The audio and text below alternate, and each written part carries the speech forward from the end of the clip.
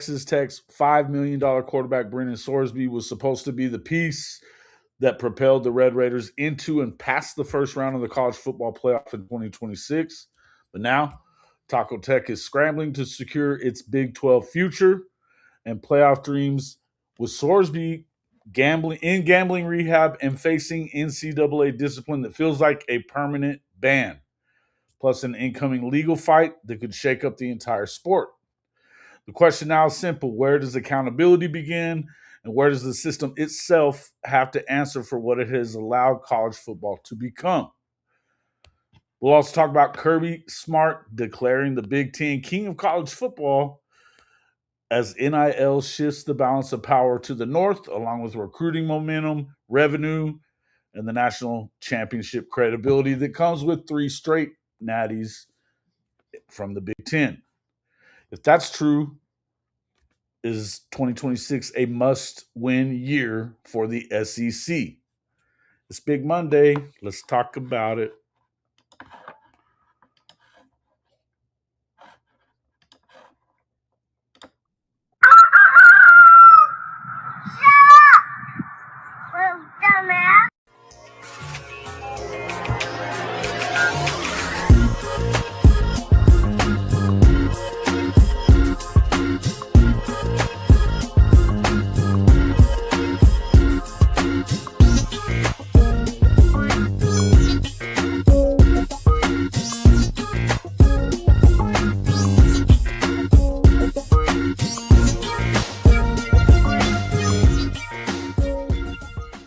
Good morning, good morning, good morning, and welcome back to Hall of Fame College Football. I'm your host, Jason Watkins, and if you love college football, you know you're in the right place. So before you forget, smash that red subscriber button, like our videos, and don't forget to ring the bell so you don't miss a moment of Hall of Fame College Football. Welcome back to the show, everybody. You'll have to excuse me on this. I'm gonna add something here real quick because that's not correct what we've got in there. Oops. On the Today Show stuff, didn't get a chance to change that. I knew better than to add that kind of stuff on there. Anyway, oh wait, there we go. I'll fix it later. Anyway, welcome back. Hope everybody had a good weekend. Yeah, we're gonna get into talking about Taco Tech and all the craziness that hit. Of course, right at the end of the news cycle on Friday, when it was announced that Brendan Sorsby had basically hired an attorney, one of the biggest attorneys in, uh, you know, basically sports antitrust type of stuff, Jeffrey Kessler, to regain his college eligibility. Apparently, he believes that, from what I'm hearing right now, it's a bunch of talk about the punishment, which is likely a lifetime ban being too much for gambling, even if it is on your own team in college football.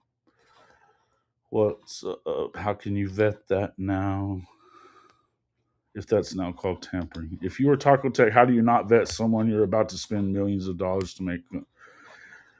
Yeah, and how can you not vet that? That's a good question. Um, it's a good question, and both of those are good questions. At the end of the day, I mean, Tech.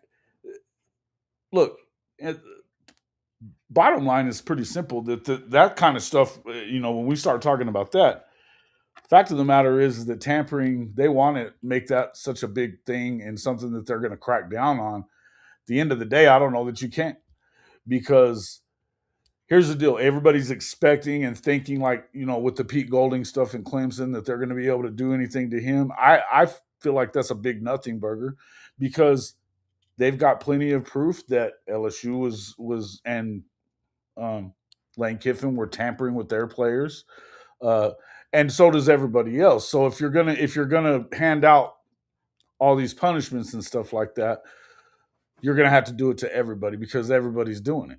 And I don't think that that's where anybody, even the coaches, they don't want that to go. And you haven't even seen Clemson really. Doesn't sound like they're being as cooperative as Dabo acted like they would be with the NCAA moving forward. We'll see. Apparently, this is a S4L. Good stuff. Welcome into the show. Let me just say hello to everybody coming in. Obviously, Benji, thank you for coming in. Brandon Snake, 47 straight. T Boomer, Robert Cotton. Let's see. Kobe. What's up there, Kobe? True Okie, Robert Walliger, S4L, Sooners for Life. And let's see who else. Dave's here, my guy. What's up? What's up? What's up? Well, here's the deal. Talking about, if Cincinnati knew about this, well, apparently they did. Apparently they did know about this, which also brings in, that's another great question. We're going to have Chris Mason on talking with us here in just a little bit. I think there's so many angles that you got to kind of talk about this in from, because of the fact that, I mean, look, Paul Feinbaum, I mean, I saw something from him on this. I don't know if it was on Friday or if it may have even been this morning, where he was talking about, he spoke to uh, like a sports book or expert, some guy in sports gambling, an expert that was saying that 25% of college athletes were, I think it was 75% of all males in college are betting on sports, and 25% of college athletes are known to be betting on sports. And that, if that's the case, it's going right through, their phones or whatever. We're talking about, you know, apps, things like that, where they're definitely doing that. At the end of the day, I don't know whether or not this is something that you can't even like just corral it into one little thing. This is an ongoing thing that you had legislation that was going to be in effect that would allow the players to gamble on professional sports. Of course, Greg Sankey and a lot of the other commissioners talked to Charlie Baker about that, and they rescinded that request that they were sending up to Capitol Hill. But here's the deal: I don't know that that you can just shut off this, or unring this bell is probably the best way I would put it. I don't know that you can. In any event, one thing we do know is when it comes to Sorsby is that the rule is that you know you can't gamble at all, but you definitely, if there's different stipulations on the rules on what the punishment will be. And if you're gambling on your own sport and on your own team, it's an immediate lifetime ban. You had Hunter Deckers already have that happen, right? You already had this happen with him from Iowa State, and that was over what was supposedly just like a $15 bet. So at the end of the day, I struggle to believe that this is going to change, or that this is going to just go away. But we'll wait and see, I guess. We're going to be bringing into the show real quick. Hold on just a second. I need to work on that. Oh, welcome into the show. From Sooners 360, our guy, Mr. Mason, Chris Mason. Welcome into the show, sir. Hello. How we doing, man? Oh, I'm doing good. good to see you. Let me fix this real quick. We're just getting into this conversation about Brendan Sorsby apparently bringing in or hiring Jeffrey Kessler, a renowned antitrust sports attorney who's represented a number of different college athletes and some pro ones as well. Um, what is your take on this about to try to regain his eligibility? How do you feel like that's what you feel about that? Well, I feel like I think it's a reach. It's a real reach in my opinion. Obviously this guy Kessler has had a lot of success getting eligibility, fighting Yes. eligibility issues, and I just think this is a wholly different category of issue in terms of that.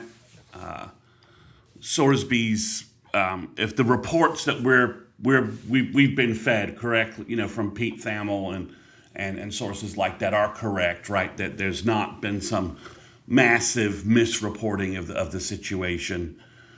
I feel like Sorsby has he's broken clear, established NCAA rules on gambling Clearly. that stood up to scrutiny when they suspended the Iowa State player Decker previously, and and he appears to have illegally gambled as well. In the using the apps in the two states of Ohio and Indiana, I believe he wasn't 21 when he gambled, and he needed to be to use those apps correctly. So, Ah. um, That's even new information. I didn't even think about that, but I mean, obviously he wouldn't be 21. yeah, when he's a So yeah, redshirt freshman in Indiana, he wouldn't yeah, be 21. of course not. So I think that hurts his case even more a little bit. If he was, I think because if Kessler could argue on some level that he's not, the NCAA stopping him from doing something that he would be legally able to do otherwise. Yeah, I think that would be that's a possible argument. It's not a great one, in my opinion. But the fact that he did this illegally, and the NCAA has the NCAA to their credit, they have they've outlined things like if you just did this once or twice and you got caught, that you had a small amount of money or you were doing some small transactions. I don't know that with some friends or doing something small. They have the ability to get your eligibility restored, and they have the method to that. They have the method to close that to close that loop. I mean it's a reasonable policy from the NCAA in terms of that. Like, look, I gambled a couple of times. The NCAA says, fine, that's fine. Small amount of gambling whatsoever, that's fine. You can miss a game, restitution. Miss a game, and I think restitution is probably money to a charity or something like that. When we say restitution in this case, so something simple like that. So yeah. I think if he's really bet thousands of times. yeah. They said something like 10,000 bets or something like that is what I was getting, and I mean, what are we talking? I mean, there's got to be some line in the sand and there is one. They have it outlined as to what it is. The problem that you kind of run into, though, Mr. Mason, is that the unevenness with which they handle everything at the NCAA, the lack of consistent, this is the way we're doing it, and the fact that there's no collective. Again, I'm going to be the guy that says, no, you're bargaining. right. You're right. The players did not have a say in this. Now, I do think one thing that maybe will help the NCAA possibly is that all sports leagues, amateur and pro, have strict gambling rules. EPL. If you go worldwide, even like cricket, EPL, rugby, they've had gambling scandals and It's against the law. I mean, it's even against the law in America. I mean, you know what I mean? To gamble on sports. I mean, you go all the way back to the Black Sox and right, in the 1920s or whatever it was when they threw the World Series. Yeah, so I think there's unlike NCAA eligibility, which is just confined to the NCAA, right? I mean, eligibility and college sports eligibility is it's a lava flow that the NCAA doesn't really know how to control, and they won't stop it by putting in the block of a CBA, right? Court-wise, right? That's right. So I think we've talked about that on a number of occasions, and we're not the only ones sort of saying that. I think Sorsby trying to keep his eligibility while admitting, and maybe he's not admitted to gambling, but saying he's gone to therapy for gambling is kind of admitting that you're gambling, right? I mean, it's like saying, well, I don't have a cocaine addiction, but I'm at Betty Ford. But I'm going to rehab? I'm going to rehab for cocaine addiction. Yes. Okay, so he's kind of admitting that he's done this. The other thing I think that is, if the court thing does play out, that gets, I think, dangerous for Sorsby, is he would doubtlessly be put on the stand at a hearing. Mm-hmm. And if I'm the NCAA, I heavily query him and ask, have you illegally gambled? I mean, like non-bet, not apps. What are you doing on campus? Because I'm sorry. I mean, maybe this is too critical, but I don't believe Sorsby's not. If he has a gambling addiction and he's betting this many times on this much stuff, you can't convince me he's not feeding some cash to some illegal campus bookies, right? Well, and I mean, one of the stories that comes out that he's there betting on balls and strikes at a Reds game. At a Reds game. Yeah, which I mean, Pete Rose. Come on. well, and I believe didn't the Bama baseball coach get Yes. bust? Wasn't the guy who was making his bets? Wasn't he making those bets at like at a Reds game? He was. So it's like He was. it's Cincinnati and gambling is just okay. All right. So I think So if you're Sorsby and you go on the stand and you admit that you have illegally gambled and I mean not beyond there's gambling on the apps illegally, right? And then there's admitting that you've gambled thousands of dollars with campus bookies or who we know exist, right? I mean, they've always existed. We know all the way back to the Tulane and ASU basketball scandals that there's always a guy on campus that you can make book with, right? I mean, and I think it's naive to think that if he's betting thousands of times on balls and strikes and nonsense like this, and he's going to he's hooked on gambling. He was hooked on gambling, right? I mean, so it's naive to think that he was limiting it to just the apps. Well, and on top, yeah, of course. And if he goes on the stand and he perjures himself, like, no, I've never bet illegally, and the NCAA says we've got gambling sheets from Joe Gambler, Joe Bookie from Cincinnati. He says that you gambled illegally with him, and he's got a gambling book to say it, and then all of a sudden, you perjure yourself you basically perjure yourself at a hearing and try and get your eligibility restored, and you also are admitting on record that you've committed further offenses. So I think I think if I'm Sorsby's lawyer, I'm like, well, we can push this, but I don't want to put you on the stand where you may have to admit to, you may have to, you can't plead the fifth in this kind of thing, right? I mean, you're not on trial. You're trying to get an injunction. Mm-hmm. You're trying to get relief from the courts. And this is the ultimate sin in sports. It is. It's the ultimate and here's where if it was just the balls and strikes or it was just baseball or something else other than we know apparently that there's evidence out there that proves that he knowingly bet on Indiana football when he was a player on the Indiana team. He wasn't playing in the games apparently, but he was a player there. Yeah. If you're doing that, the bottom line is that that is the ultimate sin in any sport is to bet on the sport that you're on, because just like the Pete Rose, we talked about Pete Rose, lifetime ban from the game. He was a Hall of Fame player and he didn't get into the Hall of Fame because of it. Why? Because he was betting on his team. Now he was always betting for them to win. Apparently, at the end of the day, it doesn't matter. This is something that you cannot, and here's where I feel like it's an important thing, that this is one thing that I'm going to always, me, I'm always on the side of the players. But here's the thing. There's two things could be true at the same time. They know damn good and well that this is not okay. It's plastered all over everything, all over any stadium that you walk into, that it's not allowed. They know it. They go through all kinds of training for this stuff when they get to every year, I'm sure. It's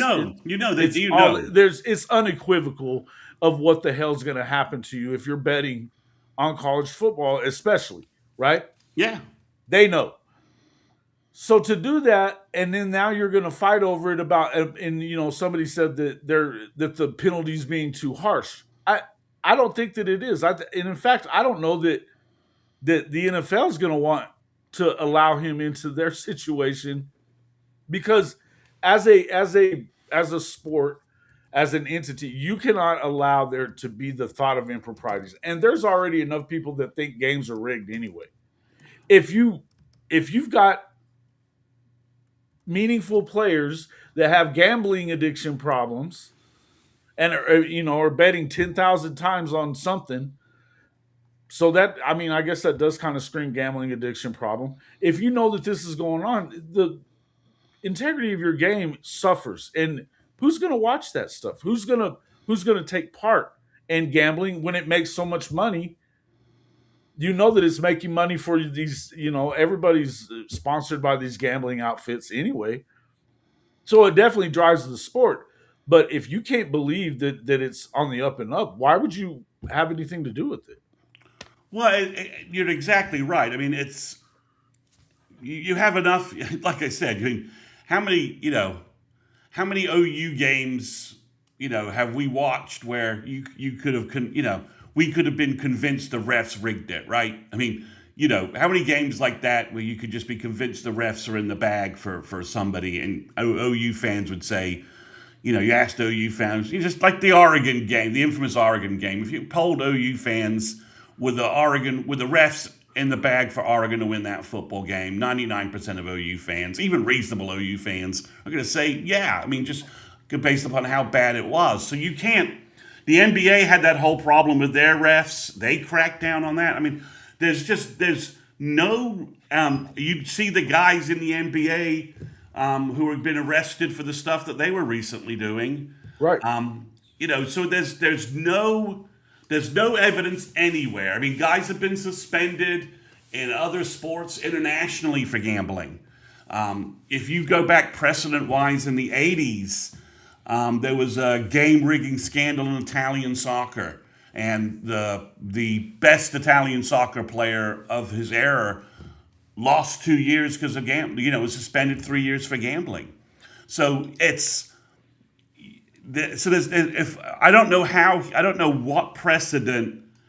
Yeah, unlike the Kessler thing, beating the NCAA on eligibility stuff is easy, right? Right. I mean, because the NCAA, as we've said anytime, it's sliding scale. They're not consistent. They've been doing all different things. They keep moving the goalposts and the milestones you have to do, but Right. they haven't changed this really at all. They tried to. They did try and push an initiative that would allow college students to bet on other sports, and then they pulled Pro it. sports, And then they pulled it back.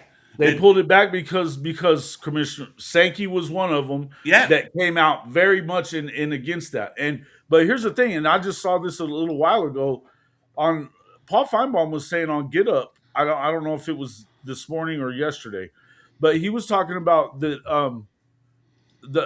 he had talked to, let's see, who was it? Danny Sheridan. He's a well-known Gambling, the odds guy. the gambling guy, right. USA Today odds maker guy. Used to be. Correct. 75% of male college students bet on sports right now. 75% of them is what he's saying. And more than 25%, according to his research, of athletes are doing it too. And so we're talking, that's 25% of college athletes are doing it too. That's epidemic kind of stuff right there. And that's a problem that goes a lot deeper than this. At the end of the day, if you're Texas Tech, how can you land anywhere other than the right side of this thing? Whether he goes and fights for his eligibility or not, they should be unequivocal and never allowing him to come back to campus and play. The only issue I've always had with some of this stuff going on is the universities acting like they haven't had a voice in NCAA eligibility stuff, right? Well, okay, it's one thing to even with the where the OU and the Heineke situation, I'm like, okay, as much as we think Owen, that ruling was just common sense, fair common sense thing. The issue I do have is that Tech Tech voted these gambling rules in. Of It's course not. they did. They didn't. You voted this. This isn't. You can't wash your hands and say, "Oh no. We didn't say. We didn't do this. This is nothing to say." You are No, the this isn't the institution. same as saying that there should be tampering rules and then tampering. Yeah, I mean, this is It's not you. the same thing. Not the Yeah, same thing. this is you're part of the NCAA. You authorized this policy. It has stood for 3-4 years once the NCAA realized, once the flood of online gambling started, legal sports gambling outside of Vegas. I mean, outside of Sure, but Vegas even happened. before that, the NCAA has always been staunchly against it. You would get it. Oh It would yeah, have yeah, been a yeah. lifetime ban a long time ago. Oh You yeah, remember going back to like the college basketball players getting caught throwing games or yep, yep, shaving points or whatever. There's all kinds of things that happen like that. yeah, And I would tell you that you heard a lot of that kind of stuff after Oklahoma played Alabama in the playoff this year about the punter, that they thought that, how in the world does that happen? You had former players that were accusing the kid of doing it with no reason to do it other than what they saw on the field, yeah, right? yeah, yeah. But these are the kind of things that you cannot have. Those kind of allegations that come from people like that, they get life from there not being for an institution like Tech not getting on the right side of this and making sure that you can do whatever you want, Brendan, with this, but you were busted and you're no longer a part of this football program, and we're not going to support you in it. But I just think poor vetting at Tech, absolutely. Again, as it was brought up earlier, though, how do you vet them without tampering? I don't know, but that's where all this stuff just kind of gets intermingled, and this is why it's such a shit show up at the NCAA. They've allowed they've allowed so much ridiculous things to come along, and over the life of the damn. It's been a feckless organization for 50 years at minimum, but at the end of the day, you allowed it to get so bad that there's really that players now are willing to go and take you to court on anything because nothing you stand for matters because there is no collective bargaining. On top of that, it is, and so I was in agreement with Josh Pate whenever he said this last week. I'll say it with it. It's one thing, I can sit here and I can agree with you that it doesn't sound great that people like Josh Pate, myself, we've all promoted gambling sites. They're in bed with college football. They're in bed with the NFL. They're in bed with the NBA. They're in bed with all these sports leagues that these players play in. And so they're making money off of it, but the players can't. Sorry, that's the rules. It's always been the rules. You know what I mean? I Yeah. get it that the look is bad. This is what he said. The look is, I can agree with you that the look It isn't looks great. hypocritical, right? It seems to be It saying is. it seems to be saying Sure. we're taking their money, but you can't participate in it. Correct. It does look hypocritical. At the end of the day, for the sake of the integrity of the sport, you cannot allow it. It cannot be allowed. No, and I think, as you said, Tech. If some reason Kessler and Tech find some good guy judge or whatever who's just willing to sign off on just basically anything, right? Some argument from that. Yeah, it's old John Mateer's fault It's all John Mateer's fault, Texas. because of his silly Venmo codes. If they're willing to do that, I mean, if he wins and Tech is like, oh, we're just going to play him, I'd be like, you guys are spineless and you're as spineless and feckless as the NCAA because you signed off on this rule. You said you were going to abide by this. And if you're just like, well, no, our starting quarterback's more important than this rule we signed off on, which is Make no mistake, there's a group of people. Make no mistake, there's a large amount of Tech fans and probably people within the front offices. Cody, I don't know I haven't heard anything that Cody had to say so far on it. But I would tell you the this. the owner hasn't spoken. He's spoken about a lot of things, but I don't think that he's come out and said that we support this kid. Nah. At the end of the day, I believe that there may be some people, the right people, that are going to not do this and that won't allow it to happen, and Cody may be one of them. But I would tell you that there's a large group of people, important people to the athletic department there at Texas Tech, and boosters and everything else, that would absolutely get behind supporting him and trying to go against the NCAA on it. It's crazy. The hope is but you're right. If they actually do it, you're just as bad. I mean, You're just as bad. nothing says that Tech It can't just be about winning, folks. right. Nothing says Tech has to play him. They can suspend him. That's right. They could say, "Well, it's fine. You fighting the NCAA rule. Guess what? This is conduct detrimental to the team. We're suspending you indefinitely. Good luck. Yeah. Have some backbone. Like, have some backbone and do what you need to do."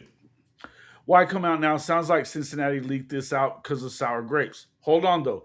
There and you know what? I think that it did come out that Cincinnati knew about it.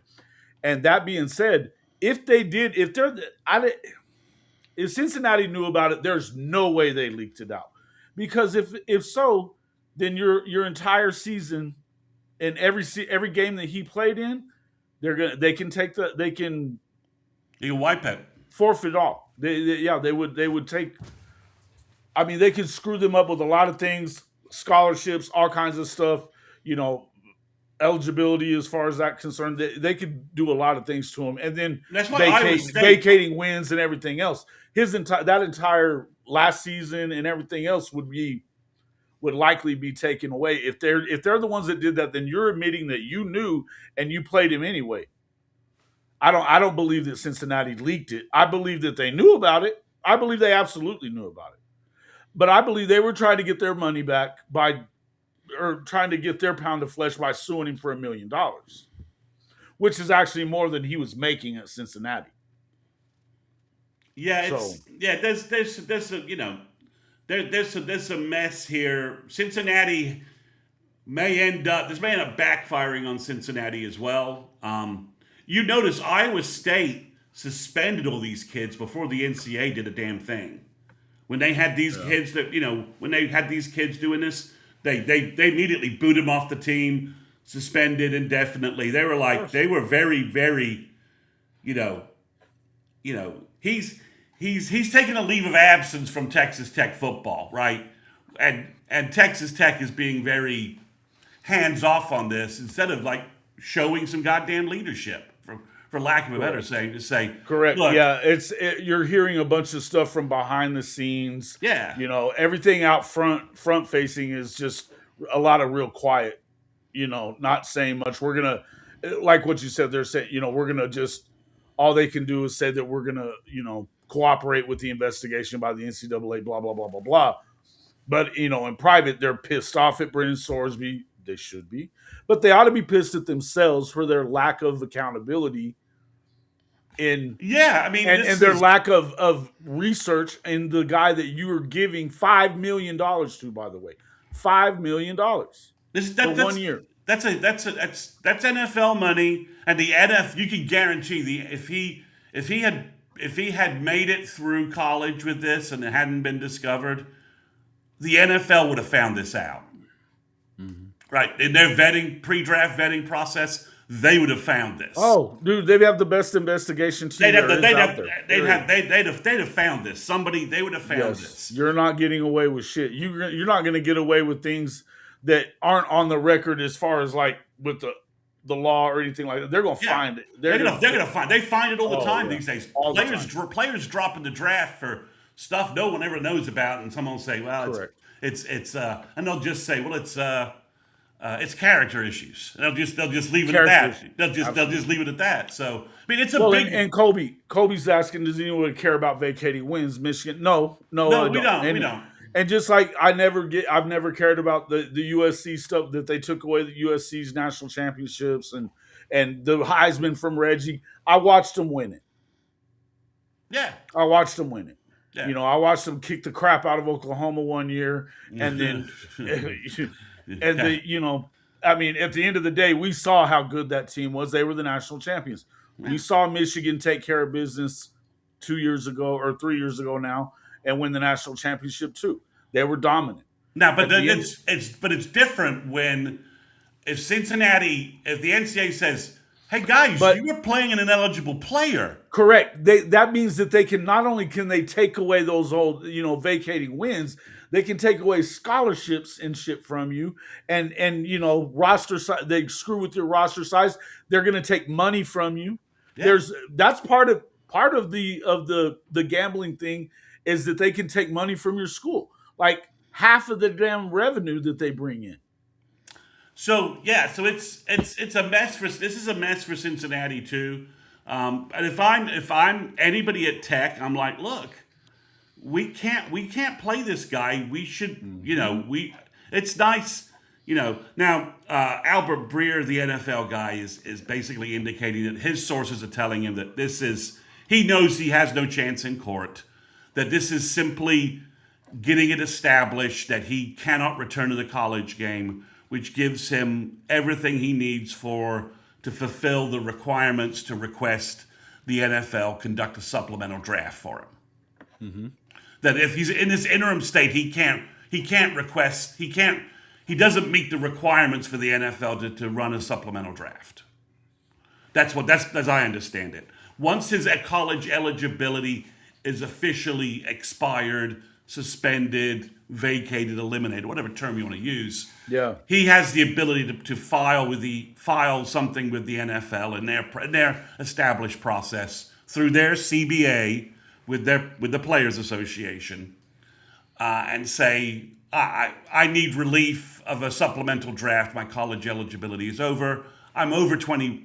I've played 3 years of college football. I'm over the age. He was a freshman in 2022. He's played 4 years now. Yeah, so he's been 4 years. He's met the requirements of the NFL CBA in terms of age limit. I need to, I'd like to join this, and then the NFL, the NFL will obviously do their due diligence on it. Players have asked for supplemental draft access and not been drafted. That's happened. Then he would just become an unrestricted free agent. The supplemental draft process is a little weird. I haven't really seen it used late. I can't remember if they've changed it, but it used to be basically every team starting in order of their record has a chance to draft him until someone does. Like basically, like the it's the sliding scale of how the draft works. And if you use a supplemental pick, it takes away a pick from next year's draft. So basically, like, does anybody want to use a round one pick? And then I'll go through the order. Did anybody want to use a second round pick? No. So he might go third or fourth round before someone says, yeah, we'll draft him. And then I think they only do like 3 or 4. They only do like obviously 5. There's like they only do 7 passes at this before he becomes an unrestricted free agent. So undrafted free agent, and that's how it works. Sooner in Texas. Are you serious? That's like blaming cars on drunk driving deaths. Okay. I mean, it is not having education, and I think the schools do as much as they can do on this, right? I mean, the rule has been there openly and in place. He knew the damn rules. It has nothing to do with NIL money. It has they've been paying players for longer than the NIL part. First and foremost, players that are this sought after, high level quarterbacks like Brendan Sorsby have been getting paid long since before they introduced NIL to the picture, bud. Yeah, it's this is what you have. But I will. But what I would say is, it's in reverse, right? This isn't the NIL isn't the cause, right? But you need to have these rules even stronger in place because kids can get themselves in trouble because they actually do have some money to gamble, lose, and start going in down a direction which gets them. Sure. Yeah, that's the only thing. But that's for anybody that has any cash. That's like, but that again, what are we? That means that you skirt accountability for the people, for everybody. Yeah, exactly. Listen, you can't put it on NIL because you're pissed off that people are that kids are getting to move around. And guess what? That could stop too if they had a CBA. A CBA. Again, we talk about this shit all the time, and everybody wants to jump on the back of the players who don't make a single rule when it comes to the NIL stuff. These are the things. This is the one thing that you can actually put it on that player because he knew the rule. He knew that it was a rule. It's unequivocal. It's against the law in a lot of states. The Hunter Decker situation happened. That he was in trouble with the law. That was a state police in Iowa sting that caught him up in the whole thing. He was bounced from it. These kids know. And this is an accountability thing. It has nothing to do with NIL. I mean, I get it. He's got money to spend and do stupid shit. That doesn't mean that you get, it's like I said, it's like getting rid of cars and blaming cars for drunk driving deaths. Or for you gun control, people that like myself who believe that you should have, your rights to bear firearms. I don't want you blaming my 9mm for me being a dumbass and getting drunk and going and shooting up, anywhere, a shopping mall or school or whatever. It's not the gun's fault. It's the idiot's fault. We'll leave that conversation for another day. We should leave that one alone. I don't even know why we brought it up. I said that. Yeah. Anyway, we'll leave that alone. But because of the, but you're right. The NIL is not it. NIL is a whole different. They've had gambling rules before this. They've had. I mean, again, this goes back to the 1920s, right? This is. I mean, Paul Hornung, Heisman, NFL All-Pro. He started associating with casinos, and the NFL said, "Yeah, you're bounced from everything we do." Yep. I mean, that happened. That's why players have always been.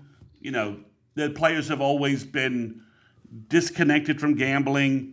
And this has always been a hardcore issue. You don't gamble because because of the integrity of the game and the direction it could go. So, like I said, I think Sorsby's purely going to do this. I don't think he can get relief. If I was a judge, I would be like, son, I'm supposed to say that you had the right to illegally do something and support that. Right. Logically, how does that work? They're restraining my right to have illegally done something I was not legally supposed to do. I'm sorry. Yeah. How does that make any logical sense? What leg do you have to stand on? Now, if he was over 21 and he'd walked into a casino and he played blackjack for 2 hours, right, at a casino on tape, could he win that argument? Yeah, probably, right? If he'd I don't even know that that's against the law. I don't know that that's against the rules. I don't think it's against the rules. So it is. But if he's in Vegas and he's dropping $15,000 on Texas Tech to win the Big 12, well, yeah, I mean, that's that you're not supposed to bet on college sports. You are not supposed to bet on college sports. You know that. Everybody knows that, and he can't. And every school he's attended in August has a guy come in from the FBI, law enforcement, and explain the gambling rules and how gambling works. Right. So he can't complain. He can't cry ignorance. He can't cry that he's legally being, that they're denying his ability to make a living as a gambling person, because they're like, okay, well, I don't know what. I mean, the Kessler guy is, combination lawyer, money grubber, media whore, whatever you want to call him. Of course. So it sounds like every attorney you know. Come on. Well, Kay, we'll have to ask Kay Chris about that on No, Thursday. I'm not even. Listen, I'm not even excluding OK Chris here. In fact, I was kind of pointing it at him. So but yeah, I mean, so I mean, oh, he has this big time lawyer. Well, you can get a big time lawyer to argue anything, right? I mean, Sure. for no, as long as Hey as man, long as for you, a price, they'll do it all. Yeah. exactly, so, but I just don't think I don't know I don't understand. Like some women binge Genos, you know what I mean? Yeah, so I just don't think he has with the way it's been laid out. I don't think he has much of a leg to stand on. And again, one would like to see a little backbone from Texas Tech in this situation at some point. But I don't think we're going to see that. And they're obvious. I'm stunned at this point that we haven't seen a They've quarterback come out and like completely against it, right? Yeah, I mean, just say, look, this is, we support NCAA rules on gambling. If the evidence supports it, we support we support the lifetime suspension of Brendan Sorsby, and regardless of whatever legal relief he tries to get, he will not be playing quarter. If the NCAA provides us with the evidence supporting it, he will not be a member of our football team. Right. I mean, again, this is it's like I don't get the schools not playing. Some of the schools sometimes pretending that they don't make the decisions, and like, well, we're just well, we know it's against the rules. It'll be like this portal window situation, right? If they lose Sorsby and Tech continues down their current path of just sort of like, well, things just happen. We're not involved, If they here's an example real quick of the sentiment in Lubbock right now.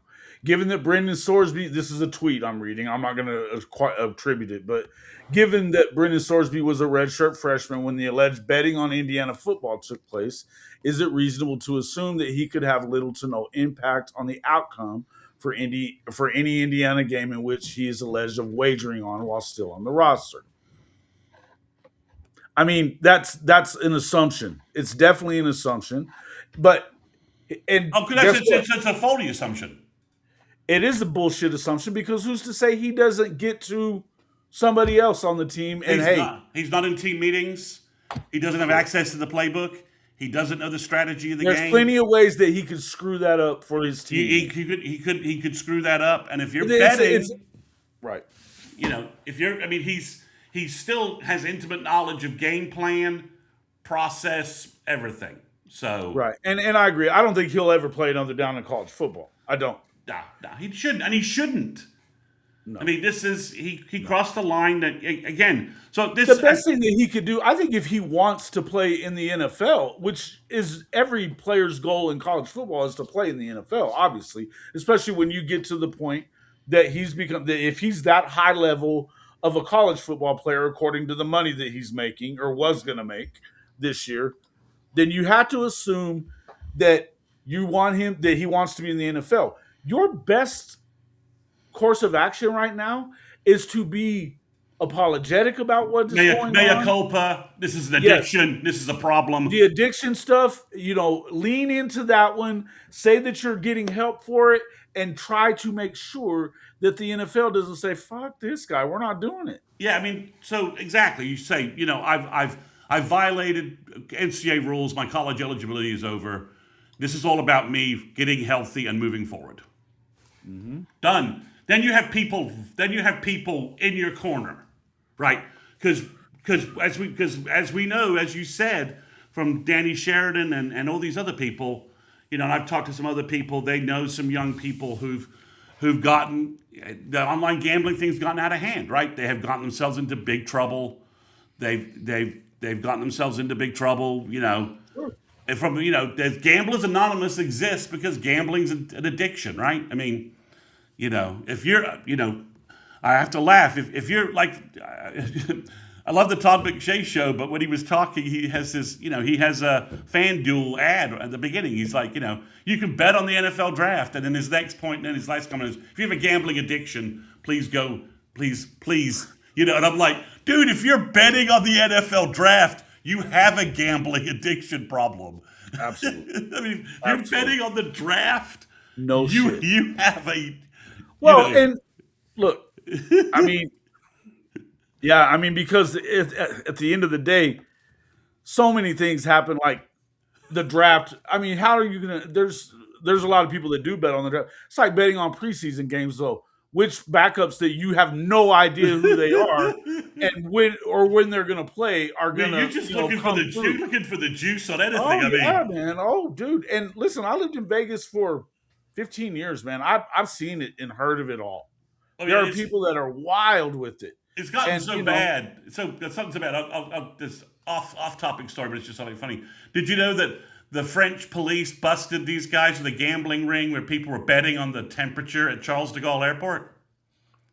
Wow. And the people winning had a guy with a hairdryer on the temperature sensor that was reading the temps. Whoa.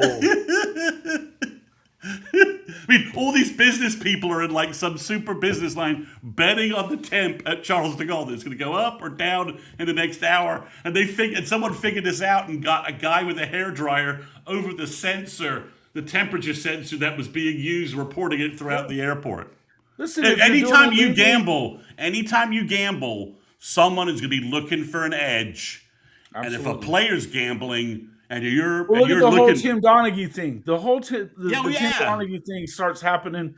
I mean, and if you go, I mean, he's out of prison now, and has been doing the podcast circuit for the last couple of years. You can go get that whole story.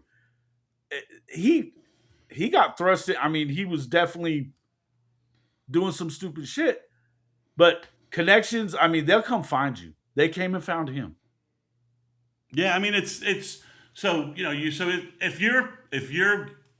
it can be gambled on, somebody is looking for an edge. Yeah. This is why the injury report stuff in college needs to get really locked down, right? And this is why, this is why not to go in this topic. This is why the Mateer thumb injury thing, the Chipotle report, this is because his thumb injury was a big gambling thing, right? So. There's small issues. I see Andrew Ledbetter, right? That's what people were doing at Charles de Gaulle Airport, and someone figured it out. Kalshi has some wild bets. I mean, you can bet on anything. You used to be able to bet on anything in England, like right. At Ladbrokes. That was the off-track betting thing. They let you gamble on just about anything. Yeah, little gambling houses. Yeah. But I mean, I would like to see.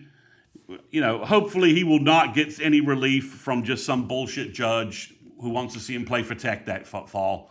But hopefully, this is where you would hope that Texas Tech steps up and does the right thing. Yeah, and say he's suspended, guys. The NCAA. He's never playing for us. He will never play. He can get relief from the judge all he wants, but we're not playing him. We're never going to play him. Yeah, we're never going to play him. Whatever the courts say, he'll never play at Texas Tech. We've rescinded it all. Yeah. There's a reason for it. We don't want anything to do with it. Yeah, exactly. There's no way that unless there's some smoking gun proof that he did nothing, and that which is obvious that all the proof is that he did. Yeah. I mean, it's at the end of the day, that's all you've heard. He's not filing libel against anybody, right? I mean, he's not filed a libel claim against Pete Thamel. If he was innocent of this, right. I would be filing. Well, because if you file libel or slander or anything like that, then it opens up everything. Every skeleton in the closet will be put out there. Every one of them. Yeah, so I don't understand. Again, if I'm Tech, it's like just fall on your sword and just say, "Yep, we completely effed up. We should have vetted this kid." And to be honest, it's a massive lesson for general managers across college football. And I feel I feel much more comfortable with OU's general manager situation as someone who could manage this and manage vetting the guys we're bringing in than like a lot of places. It does bring that up, and I'll let you get out of here on this. It does bring up the question, though, how and this was brought up at the very start of this, and I think it does bring up the good question of how do you vet somebody without tampering? No, you're Because right. You're right.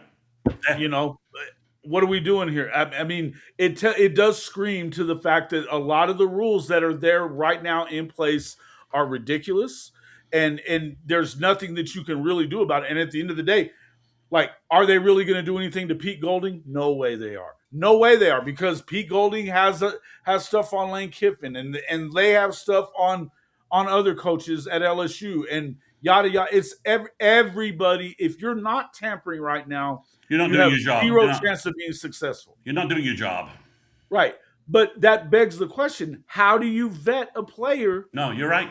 without tampering? And so if you're tampering to get them, then you should have been able to tamper enough to get all the information, because apparently they did know at Cincinnati. Right. So if you're, all I'm saying is that if you're, I feel much more confident with Jim Nagy being able to reach out to, if it's a high level player, to some NFL sources and say, "You got anything on this kid?" and a GM to say, you should be looking into this kid. So Jim Nagy has those connections. GMs elsewhere at other college programs don't.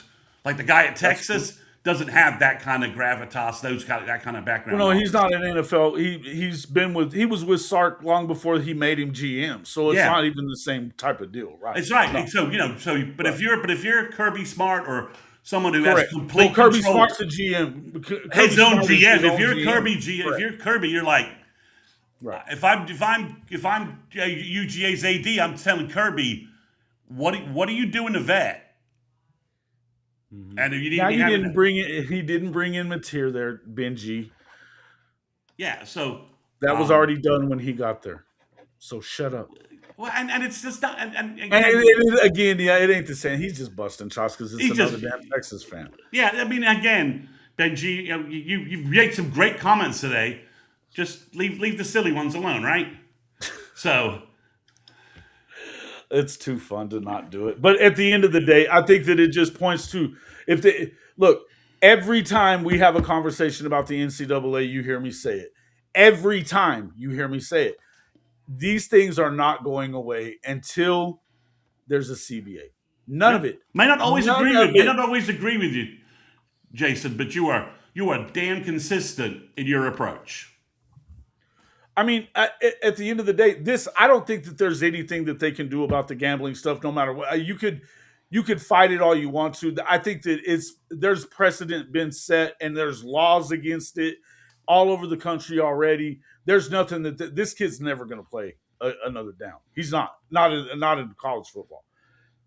What he does at the next level, we'll see. But I think a lot of it will depend on what he does next.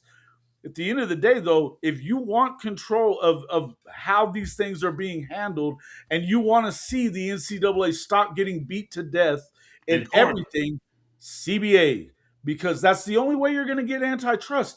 Everybody in Congress has made that completely clear. The Supreme Court has made it clear that without a CBA, you will never have antitrust protection.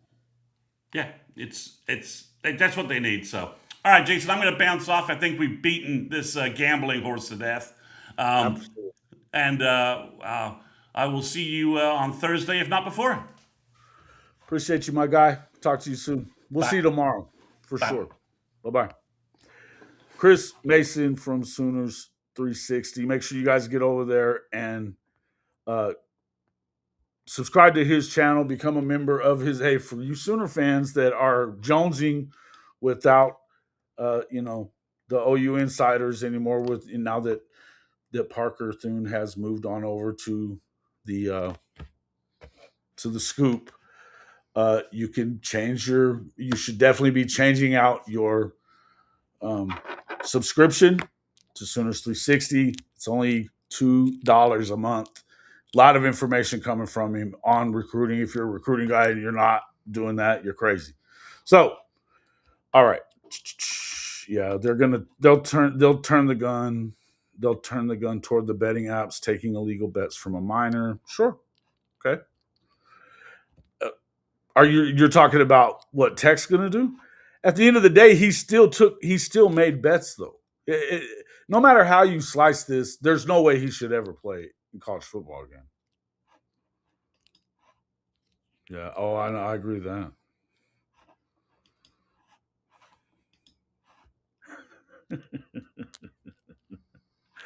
Yeah. You're good. You're good, Vinci. I was just busting your truck. Uh, I don't know anything, but I listen. I don't know anything about it other than what you've seen that everybody can see right there on Twitter. What's on three that they've put out there. I know Brandon posted a letter to on Twitter. I don't know where he's going. In fact, I don't. He said that all I saw is that he said that he was going to. He believes it's his calling and he's going to stick with it. But I don't think he has a job anywhere or anything like that. And the contract was up with on three that they had, so OU Insider is basically defunct. They're done. He announced that he was leaving too, so they were all leaving. Um, I'm betting the under of 5 of the number of appearances Norman gets this year. Ooh, well, let's go easy on that since that's the kind of stuff that got me the strike last week. Let's not do any betting on this channel. All right, appreciate it. Um, Thunder now works for Sooner Scoop. Who the hell's Thunder? Nobody's crying about Drum or Thune. I could care less. Um, they definitely shouldn't cry for Thune. He's good. Uh, anyway, yeah. Oh, Thune. Yeah, Thune. Yes, he's with Thune. The one thing I will say about that, I don't care about any of this, to be honest with you. I'm surprised by it because even Parker talked about it in his little write up that he did, talking about why he ended up there. Um, so uh, the all the arguments that he and public sparring that he's done with not just George Stoya but with Kerry Murdoch as well over the years is it makes it kind of surprising that would have happened. But hey, good for him. Good for him and good for the Scoop guys. I mean, you know, I've been wondering. I'd love to ask. Nah, I'm gonna shut up. Anyway, now Norman's right here. I'm gonna grab him in just a second. I'm gonna take a quick break for the restroom, and I'll be right back. Um, and I'll bring Norman out so he can see everybody. It has been a while, so give me just 1 second. I'm gonna take a quick bathroom break. Check out these words from.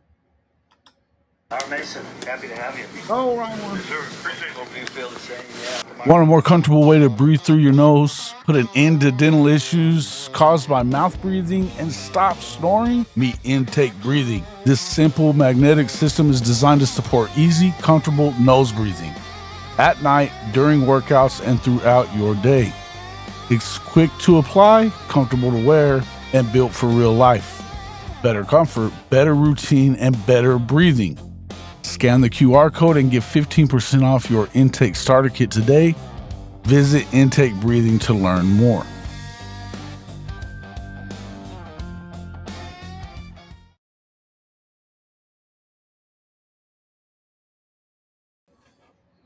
All right, here, come on. He's back. This big lug, Norman, back in the house. He was just snoring over there. I need to get an intake for him. Make sure you guys. Has anybody tried it out for you snorers out there? Has anybody tried that out? All right, go lay down. Get back. Let's see. Do I like the 5 for 5? What? Huh?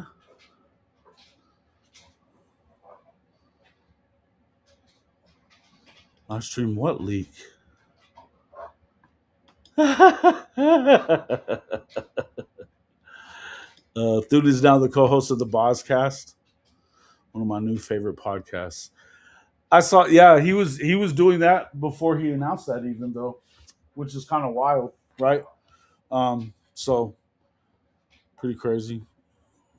You know why you aren't surprised? It's because the term reporter insider is used by so many who never went to journalism school. It's just a new day. True. Some of those guys did go to J school, though. By the way, and I'm not going to tell you that Parker didn't because I don't know if he did. I know he went to OU, and I think he may have went to J school, but I don't know.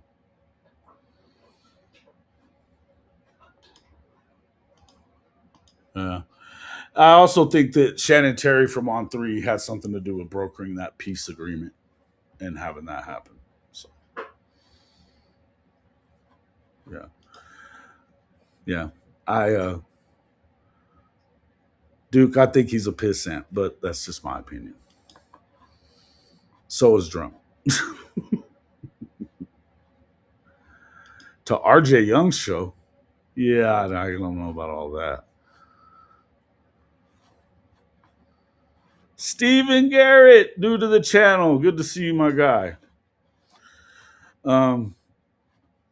Thank you for coming in, and I hope you stick around and have some fun.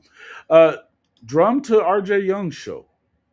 Maybe they're buddies, but I don't. You think that he's gonna get Fox to like hire him on because that's part of Fox, right? I mean, has something to do with Fox. I don't know.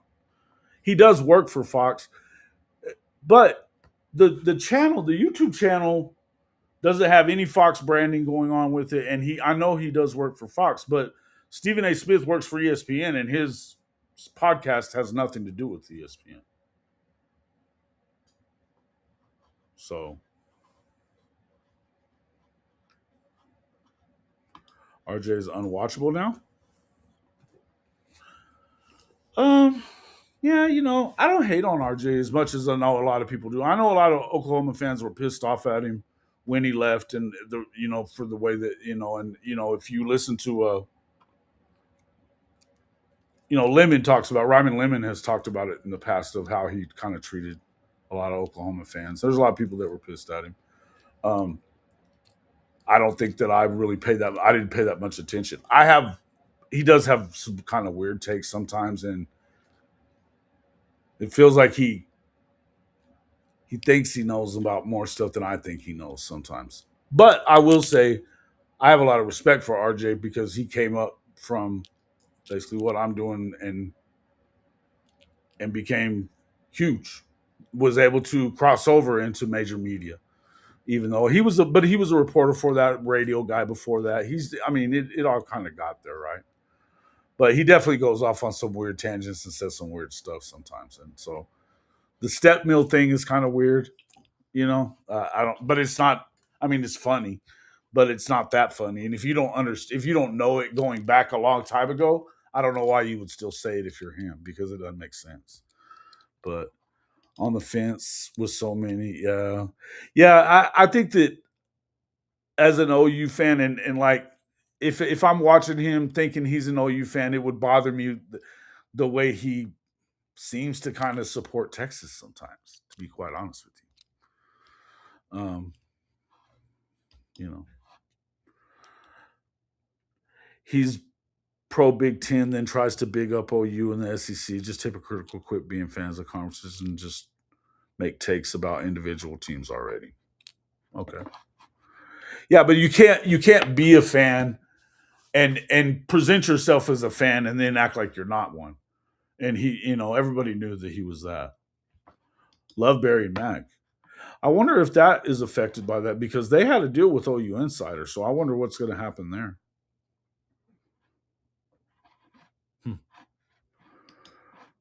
Very bandwagony. Yeah. People make fun of how short he is, Bevo. Oh, yeah.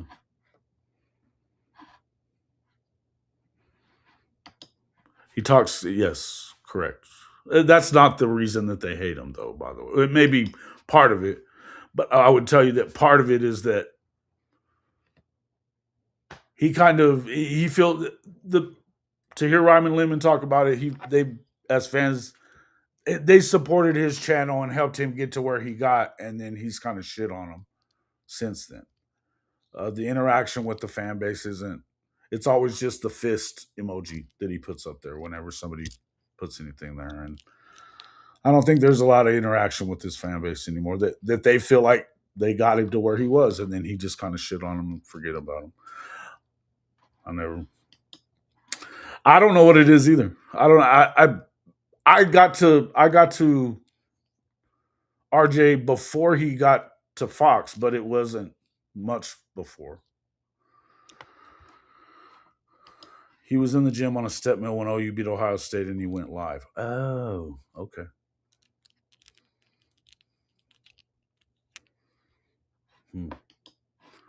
What?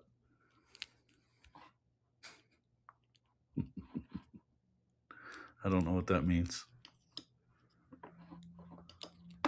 Oh, are they? Are they going to Scoop as well? Their show was definitely the best thing about OU Insider, in my opinion. Barry Mack are the shit, man. They're one of my favorite OU pods. Period. Love listening, and the fact that they're pretty straightforward with their opinions, similar to how I am. So I'm big fan of D-Mac and Barry too. I like them both. I think they're great. I was listening to their podcast for a long time before they even took it to YouTube. So love it. Awesome stuff. Yeah, he says the step mill bit because people make fun of how short he is. Yeah. He's been talking a lot about his wrestling days and his competitive bike riding and stuff now a lot. So RJ and Joel Klatt have changed so much since OU joined the SEC. Yeah. What do you think about all big money got in TV? Oh, shoot. Yeah, it's on the way, Coach Ricks. Hold on 1 second. Headed your way. 1 second here.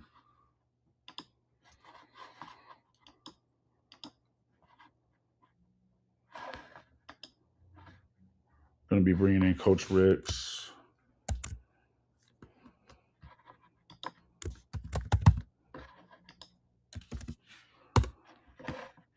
Yeah. How did we end up talking about RJ Young and the Scoop and the Insider guys?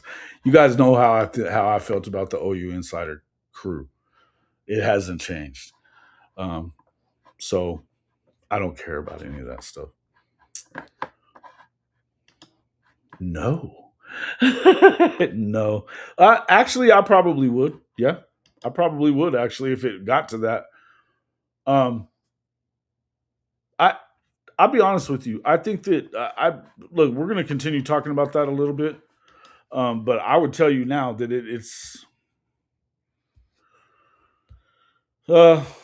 such a bad deal.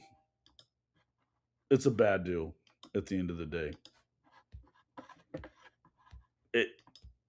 It has to, that somebody has to fix this. So, if Texas Tech doesn't step up and keep that from happening, then they got a problem. I think that they're gonna, it's going to be even worse, right? Let's see, what was that?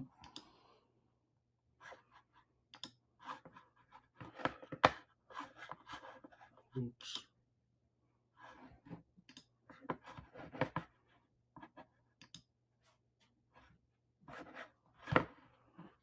Hold on real quick. Let me talk Coach Ricks.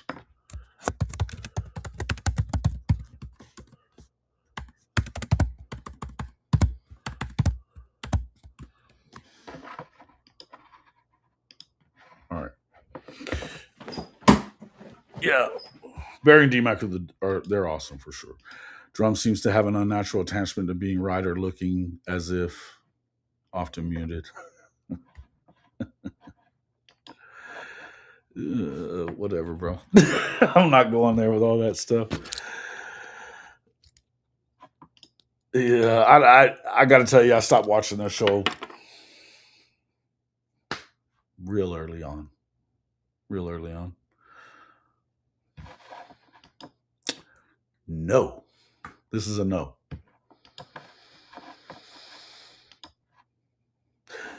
One thing that we didn't bring up about this, I like this because according to apparently Brett Yormark has made it clear that they will not reinstate Brendan Sorsby at all, no matter what Tech wants to do about it. So now that would obviously fall under the purview of whatever the lawsuit is or whatever like that. But if it was to somehow that would end up getting fast tracked, the trial would happen. It wouldn't just be like an injunction type of thing. That would have to happen. And again, I don't see this. There's no way this goes before any judge and jury or however it ends up or all the way to the Supreme Court. There's no way that would be allowed. There's just no way. Just no way. All right.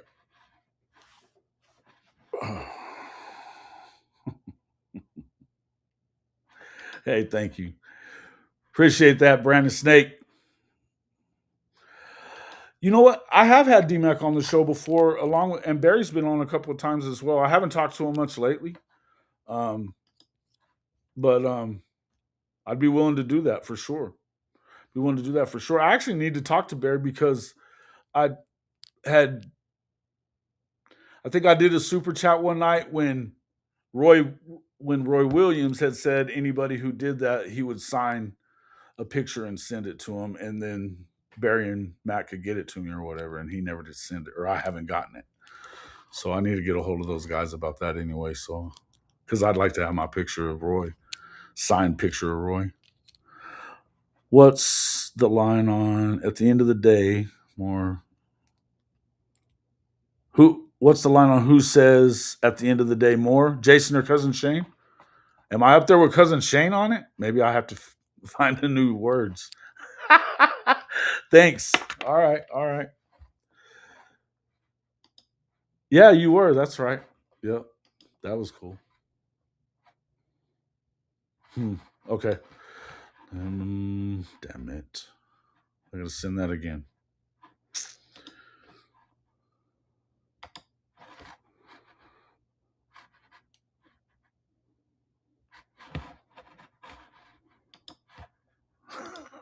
Would it be that tight, guys? Damn. All right. I'm gonna stop saying that then. I appreciate you guys keeping me honest on stuff like that. Don't let me sound like a clown. Not that I'm saying Cousin Shane's like that. I like Cousin Shane quite a bit. He's a good guy.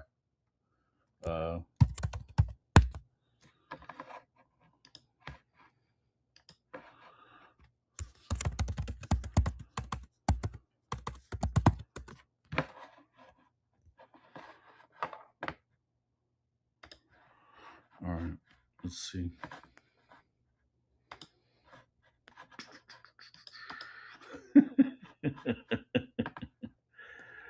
Roy Williams, not that Roy Williams. I know him too, though. By the way, I met him when I was a reporter in Midland, Texas, because he was from Odessa.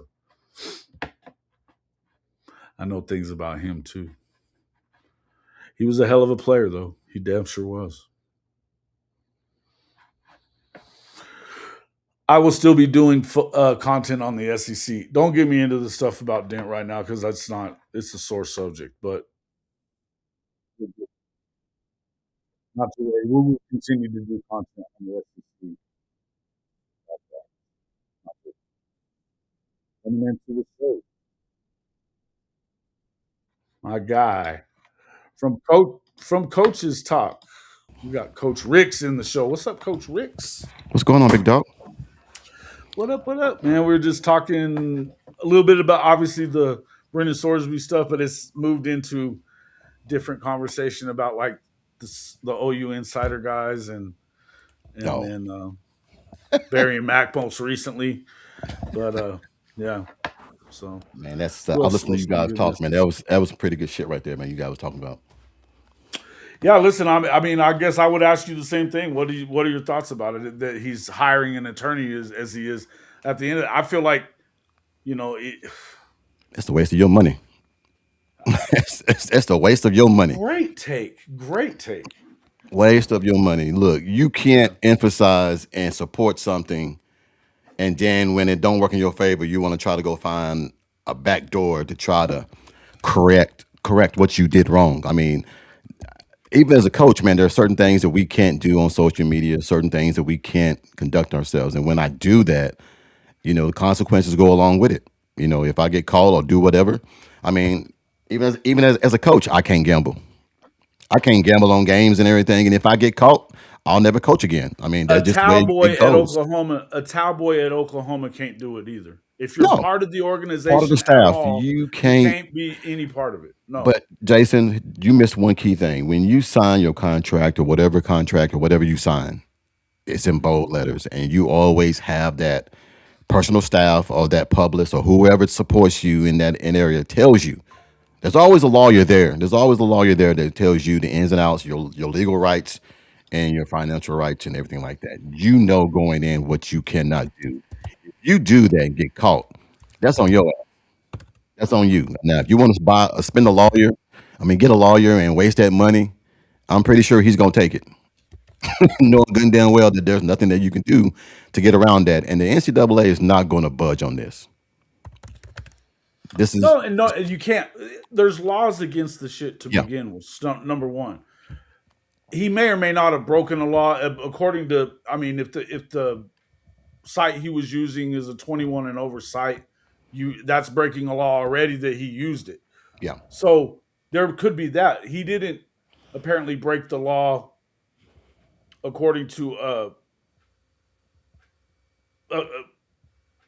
supposedly so far he hadn't broken the law yet because they don't have I forget what it was that they had said that it wasn't that he was going to be criminally in trouble, but turns out they probably could go back and figure something out where he did if it's under 21 and he in the state of Ohio where he was doing it for the balls and strikes thing, that could be a thing. And I'm guessing that it probably is under 21. He's Yeah. at a Reds game betting balls and strikes. I mean, brother, what are you doing? You You know you what I can't mean? do that. You know what That I mean? Like what you said earlier, it's a man, is bad so look. true. So true. Is that no matter how he looks at it, it's the perception of what it's the perception pretty much one of how it looks. Two and Yeah, everything. the integrity of your sport Yeah, is at risk here. yeah, This is truly we can talk about paying players versus and players moving around and there's everybody's got different opinions on all that shit, yeah, right? yeah.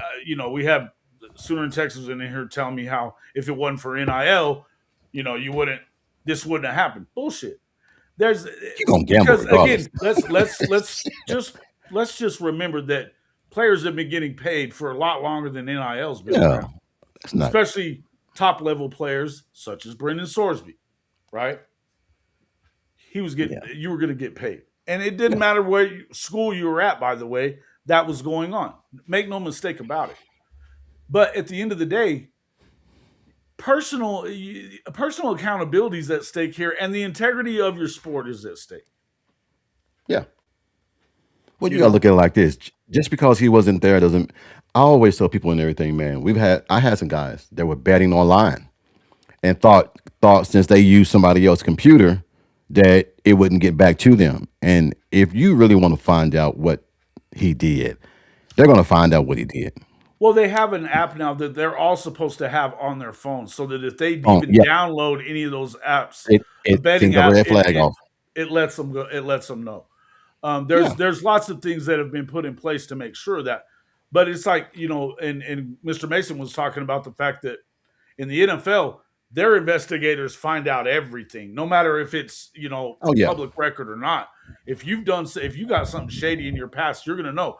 That's what I feel like the best thing for him to do, and we were just talking about this at the end.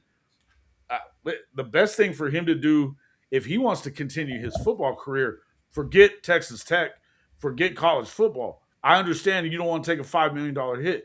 Your best thing to do is to be contrite and show that you are, understanding what you did was wrong and sorry for what you did, and have an opportunity to go play in the NFL where you can really make money if you are that guy.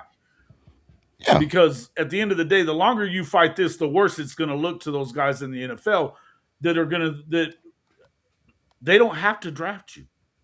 They don't have to sign you. that's the key point right there. And man, look, I feel sorry for the young man, man, but at the same That point in was the time, point you were making. You said if without the NIL money, he wouldn't have been able to do it. look, Sooner in Texas. it's just going to Busting backfire my on him. chops, buddy. It's just going to backfire on him. That's all it is. You Yeah, can sit look, there and do whatever you want to do. at the end of the day, they're going to have to be. I mean, look, this is one thing that, I never, ever am on the side of the NCAA. This isn't even on the side of the NCAA so much. And I can agree that it's hypocritical to act like, to get in bed with gambling companies and sports books and stuff like that. And, as far as advertising is concerned and money and revenue for college football, for the NFL, for the NBA, for all of them, it looks bad. Yeah. And at the same time that, that you can outlaw it. But there's no way that you can make me believe that they don't know that it's against the rules for them. Yeah. We know that they do. They know that they do. And he's admitting that he was gambling by going to rehab. Yeah, that's the one, man, that gets me, is that why would you hire a lawyer when you already made the effort to correct something that you did wrong?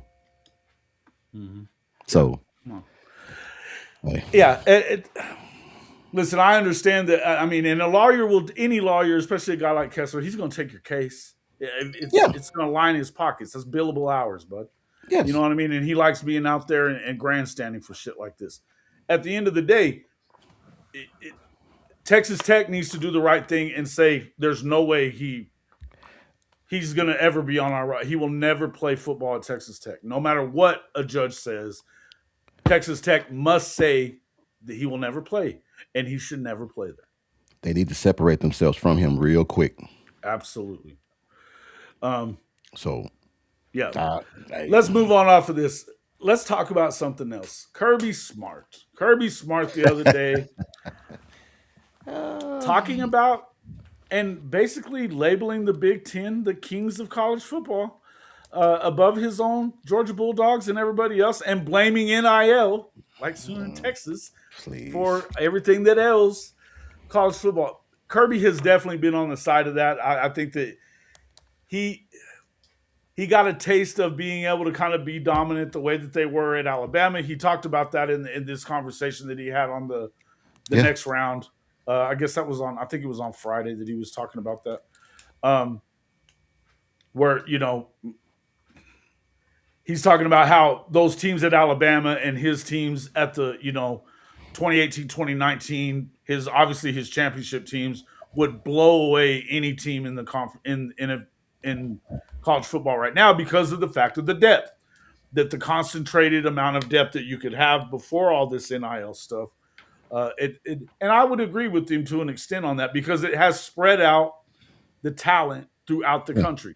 There's Yeah. no other way that Indiana finds a way to win without NIL and the portal and being able to bring guys in. And the fact is that, but there's still going to be, there's money. It's, everybody can use it. It's legal to do it. Yes, he was also saying NIL money, get the F out of here. He just made a bad choice. He did. I agree. Well, here's the thing, Jason. Some of them aren't. It's the portal. It's not the NIL money. It's the portal.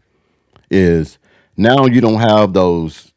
But it is 13, NIL 14. money. Yeah, to a with point. the portal. The portal. Yes. Listen, at the end of the day, the NIL money is why the portal is so prolific right now, and Exactly. it is being used, right? Because Yes. and it's why the NCAA hasn't been able to control the portal Control and it. put any stipulations on it, because they threw in. I always find this part funny, that the NCAA is the one that tried to throw NIL as a blanket Yeah.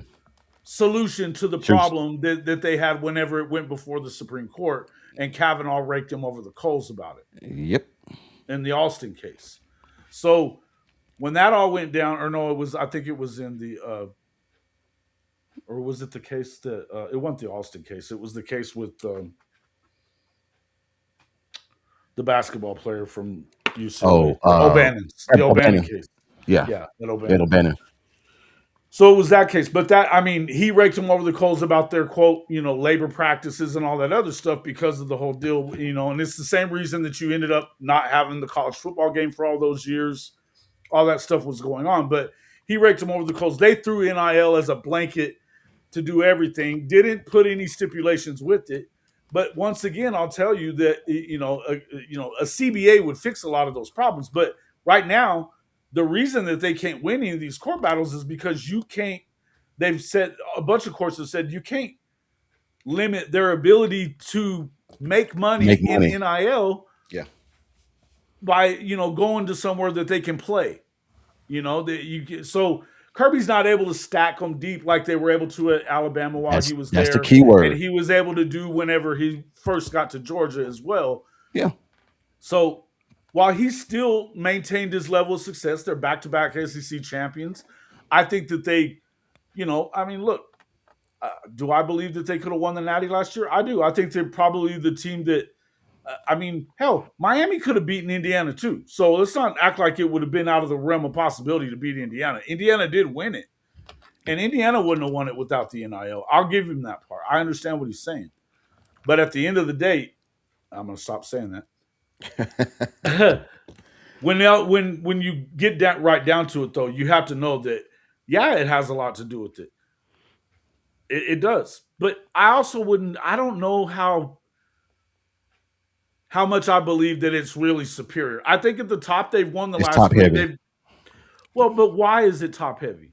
Why is it that they've won it though? I think that you have to look at it more than just the NIL. I think you have to realize that they have found what they've done in the last 3 championship years, and you have to go back and look at this. Michigan did it first. They retained a team that had a lot of experience on it. Okay. And Dave's here. Tell me what the name of that was that they were talking about. They had some kind of a campaign for boosters to retain them for one more year to come back. They came back. They won the Natty. Ohio State, as much as people want to talk about their recruiting at number 1 and all that other stuff, and Jeremiah Smith was obviously a true freshman and all that. But if you look at the reason that they really won it, Will Howard transfer, a lot of experience playing, right? You have, what was his name? Judkins comes in as a running back. They retained a lot of their guys that were there. The bulk of that defense was retained, but they were also able to bring in, the safety from Alabama. Why am I forgetting his name? He just went to the Cowboys. Anyway, you know who I'm talking about. I got These guys, something. But it's the same thing as, and let me just finish. Indiana did the same thing. They went and got a bunch of guys that had been around for a long time. Their average age was 23 last year on that team, right? Yeah, Caleb Downs. Sorry. They had Caleb Downs. They had, they went and got studs, right? So when you start looking at that, you had a lot of experienced talent in the room. They paid their money towards that. The money was there, but they were able to use it, the NIL, right? Same thing that Indiana did. Signetti comes, he brings his entire team from JMU that was any good, and then he goes and supplements that with some other good players from around the country. Fernando Mendoza, who had been playing at Cal, ends up winning the Heisman and being the number 1 pick. They had really good runs. They had guys that their average age was 23. So what you're seeing them doing, it's not just the NIL. It's also the fact that you can go out there and win a championship with guys that have a lot of experience, right? Yeah. That experience used to come from the depths whenever, when Bama was doing it all the time, or Kirby's teams, those dudes were experienced in a different way. They'd been sitting there going through the system in their system for 3 years, and then they finally got their shot or whatever, And so that's the thing. But now you can play them earlier, but there's a lot of guys that are making a lot of money going to a new program towards the end of their career and taking a shot. Look at Dylan Gabriel when he went to Oregon. That was year 6 for him of Yeah. getting to play year 6. If the NCAA passes 5 years to play 5 years, the NCAA high average is over. Well, it could still be 23, bro. You could play 5 years from 18 on. You could still be upwards of 23 years old, which is fine. The point is, yeah, you're not going to see a bunch of 25 and 26-year-olds anymore.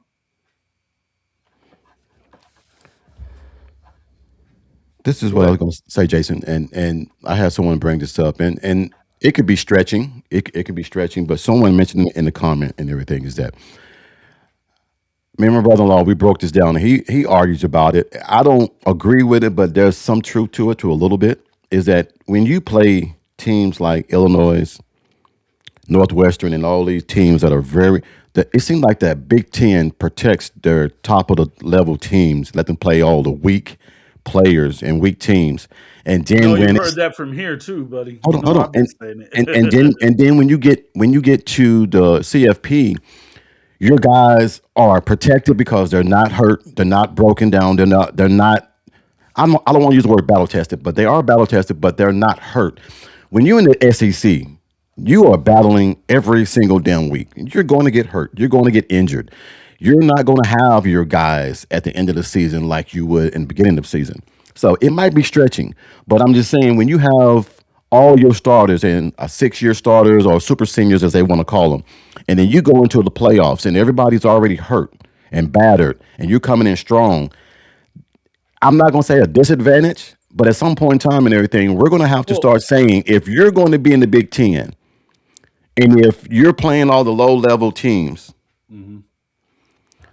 that has to be a criteria in there somehow, some way, and everything, man, to where you're going to have to start playing teams and everything, man, like everyone else is, versus just coming here playing teams that might have a record of 4-25 and everything. And then you get there, and when you get there, you get the easy route because you're a number 1 or number 2 or whatnot, and you're not playing the teams and everything like everybody else is. Now, maybe I might be stretching, but I'm just saying it's not evenly fair over the rakes and everything when you have teams in the SEC playing 9 games of powerhouse teams every single week. And then you have Ohio State or Michigan or who it may be playing Illinois, playing Northwestern, playing all these sorry ass Syracuse, all these sorry ass teams, but then they're getting a free ride to the top. I think that's very unfair. And that's just my take. No, I don't think you're wrong. Part of what I was saying too. That's you're right. Definitely, we've talked about this ad nauseum in the past on this channel. Look, and I think that the NFL draft from just now 2 weeks ago is further proof, or a little over a week ago, further proof of the fact that the SEC is still stronger, spread out amongst more teams. Yeah. At the top, I agree that the Big Ten. Look, the Big Ten runs college football right now at the top. There's no doubt about it. They've won 3 in a row. I just explained why I believe that is. The NIL has something to do with it. I think that's what Kirby was saying, and then that's what I want to go back to what S4L was saying. Kirby was inferring that the SEC grind beats your team up, just like what you just said. And the Big Ten, you get a break. They're more fresh at the end of the season. Absolutely. And if you look at Indiana, they played exactly 2 really good teams last year Yeah. in going on the Oregon. road and beating Oregon. Oregon. And then they didn't really play another ranked team out. Into They didn't. the Big Ten championship, Ohio State. Correct. That's Now, it. they struggled with Penn State. Penn State was good coming into the season. Obviously, when James Franklin left, it turned into a complete shit show. But at the end, I mean, when we start talking about what, there was talent in Happy Valley, obviously. You know what I mean? So that was another decent team that they played. But really, other than that, you're playing the Purdue's of the world and the Northwesterns, as you know, I think S4 went on to say that. They don't get to play Purdue in Illinois, in Northwestern and Syracuse. And UCLA, Stanford, Minnesota. I mean, UCLA. Yeah, UCLA, Wisconsin's been bad. Michigan State's not good. I mean, they're all. Nebraska's not good. If Nebraska's middle of the road in the Big Ten at this point, they suck. They have been. You I know, can say this: you can put Mississippi State in the Big Ten, and those guys right there that you just I've said mentioned, before, Mississippi State. Illinois, That's and there's a difference with them, but this year. But I agree with you. Yeah, yeah. you can put them in there, and they'll be amongst the big dogs because it's the physicality that you have in the SEC going day and day, week and week. It's not the same in the Big Ten, and I'm not trying to say the Big Ten. I don't want nobody saying, "Oh, coach, you throwing excuses." It's not an excuse. I'm trying to show that this is facts that some people else has been talking about. It's not just me. You can't protect Ohio State and Oregon and all these teams, let them play just two ranked teams the whole damn season. But then let's just use South Carolina for instance. South Carolina played 6 or 7 top 20 teams last year. So yes, you're gonna have some losses and everything. It ain't even close. You put South Carolina ass in there. Those teams that we just mentioned, they'll do the same damn thing. They'll dog walk their ass. So don't sit here and say that they won't do it. Right. So Agreed. No, I agree. And at the end of, but here's the thing: when you look at, there's two sides of it. You could think, well, they're not going to be as battle tested, and that was my feelings going in.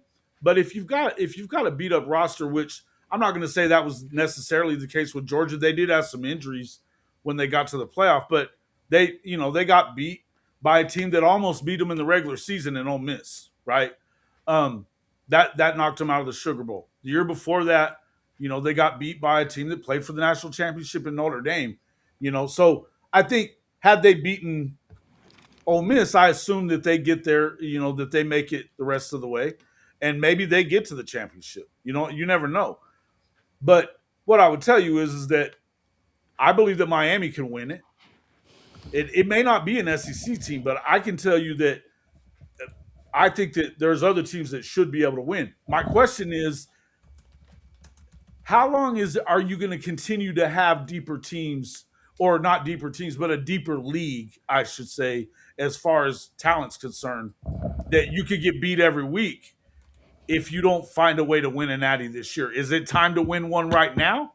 Or you start, or is it going to become a problem for the SEC if they don't win one this year? Because that's what you're hearing on like Locked On SEC and some of these other outlets right now, is that and you have to do it. until it changes on the Big Ten side, it's gonna be a 80-20 thing. I mean, it's just gonna be that until and they're not gonna fix it because it benefits them in the long run. The same way that if you allow the SEC to pick their schedule and have everyone play the low level teams in the SEC, it would be the same way. So it ain't it. Greg Sankey is trying to do it the right way. I don't think the Big Ten Commission really cares. He just like I want if I can get 3 of my teams in the CFP, that's what I'm going to do. Right. So I mean, it's and Stephen, if you want to say Oklahoma was in the Big 12, right? That's your opinion. I'm just saying Texas was in there. Oklahoma State at that point in time was relevant. We can sit here and say every team has their top level teams and low level teams. I'm just saying that the Big Ten, out of 20 teams that they have on their conference, there's only 4 or 5 good ones. The rest of them are terrible. So that's all I'm saying. So if you want to say that, that's fine. Right. Right. There's the top four, and then there's the rest of them. There, better than that. You guys can sit there and say that all you want to, but that same Mississippi State team that you're talking about did everything but beat Tennessee and Texas last year. They were a defense away from being a really good team, and that was before Kamario Taylor got there or became the starter. And he's a game changer type. Look, if you can all of it, and look, I'm not saying that you can't get good at Wisconsin. They've got a hell of a coach. There's no reason why they shouldn't be able to get good. The money has to be spent, and you have to do the right things to do it. You have to be a good coach and get the right things. But you can't sit there and tell me that the bottom of that league is as good as the SEC. And if you can sit there and say that all you want, but the truth is the draft says otherwise. Yeah. 20 additional players from the SEC got drafted in comparison to the Big Ten. And it's like that every year. Yeah. It common sense sinks in. And I mean, I will defer to you that at the top, the Big Ten has been better.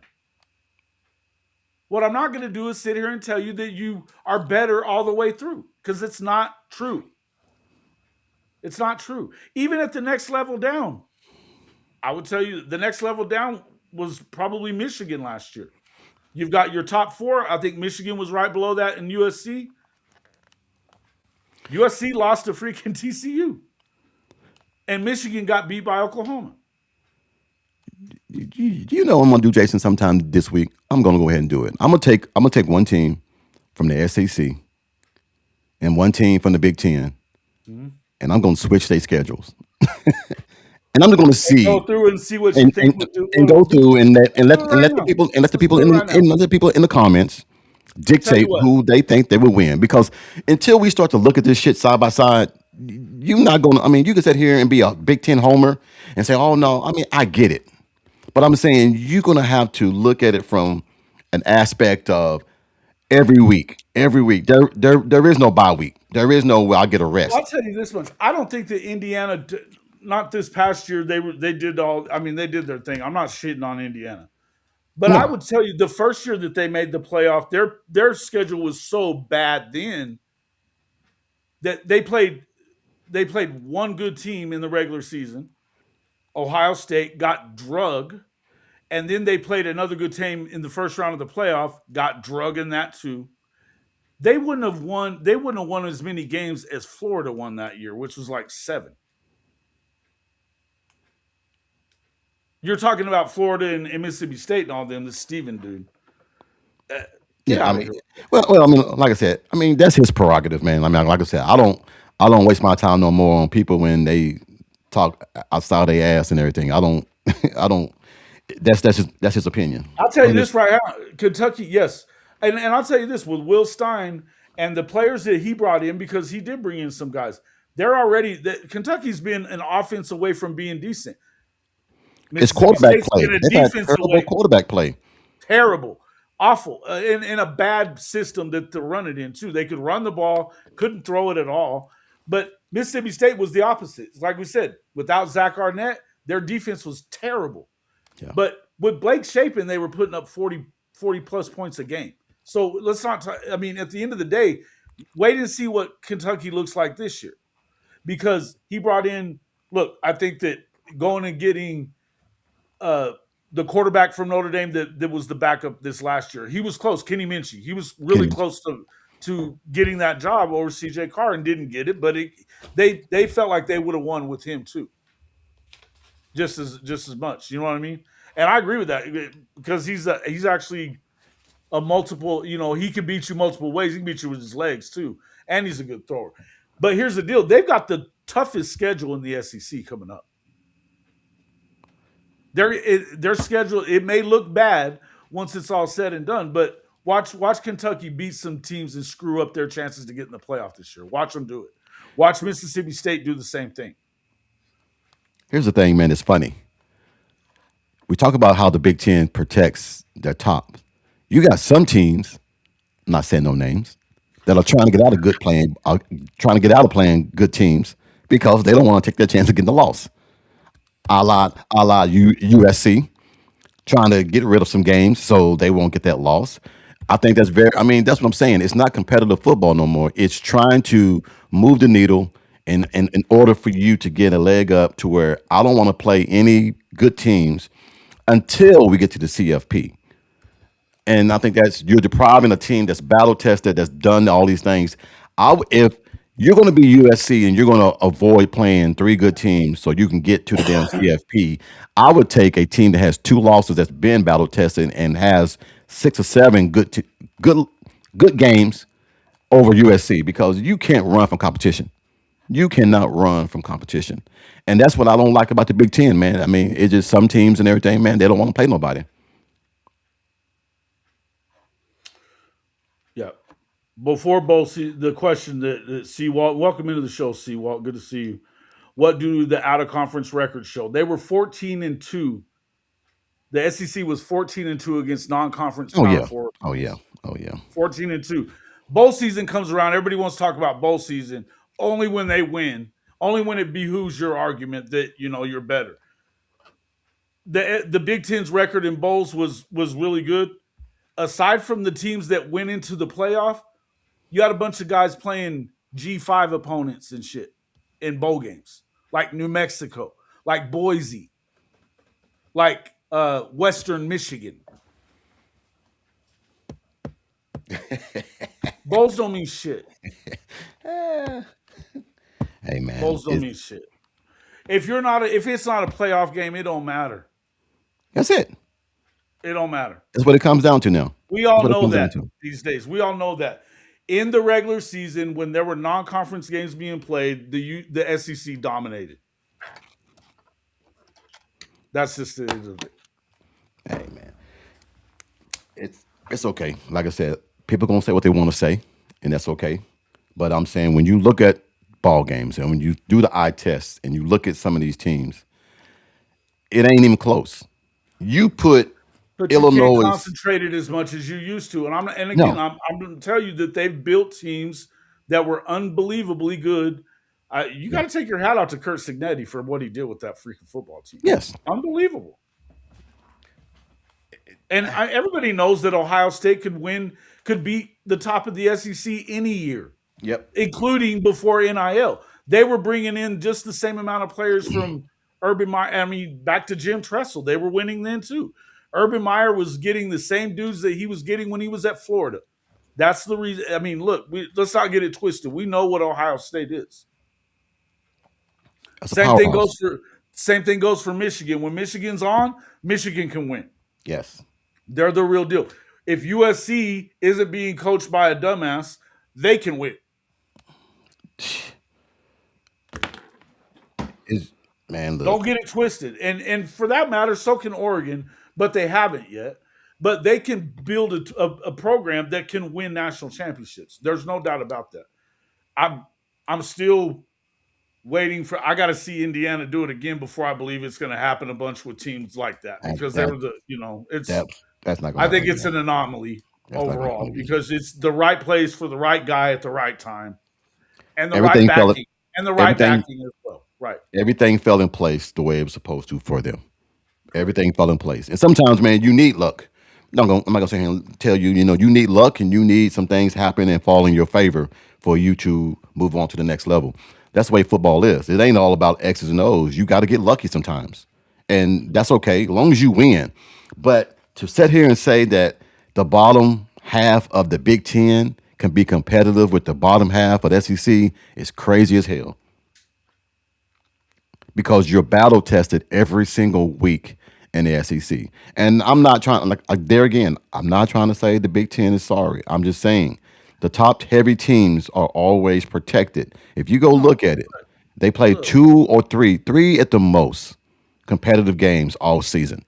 I will say that looking at their schedule, if you look at the composite schedule this year, they definitely, because of the strength of schedule metric that got introduced as it being more important, it's the reason that they went to the 9-game SEC schedule, which was stupid, by the way, for the SEC to do until they raised it up to a 16-team CFP or whatever they're going to do. They shouldn't have went to 9 games. But I would tell you that if you look at what their schedule is now, because of that CFP metric becoming supposedly more important in playoff selection, Yes. they're definitely playing more. You've got, I think, Ohio State has 6 preseason top 25 teams on its schedule. Will they be top 25 at the end of the year? Not all of them, but 6. Michigan's got 5. And both of them play really good out of conference games. Oklahoma obviously playing against Michigan in the big house, and then Ohio State on the Texas. return home at Texas, right? So they're playing. I mean, I'm not bad mouthing the top of the league so much, other than Indiana, who's they opted out of a game with Virginia or Virginia Tech to play Mercer, or something like that. I don't love it. I think that Matt Rule ducks out of the Tennessee game so that he That was crazy. and because why would I do that? And also says why would I play Oklahoma whenever I don't have to? What the hell are you? I mean, it sounded like Lincoln Riley 101, who ducked out of freaking playing Notre Dame. Because I got tired of getting their ass whooped. Yeah.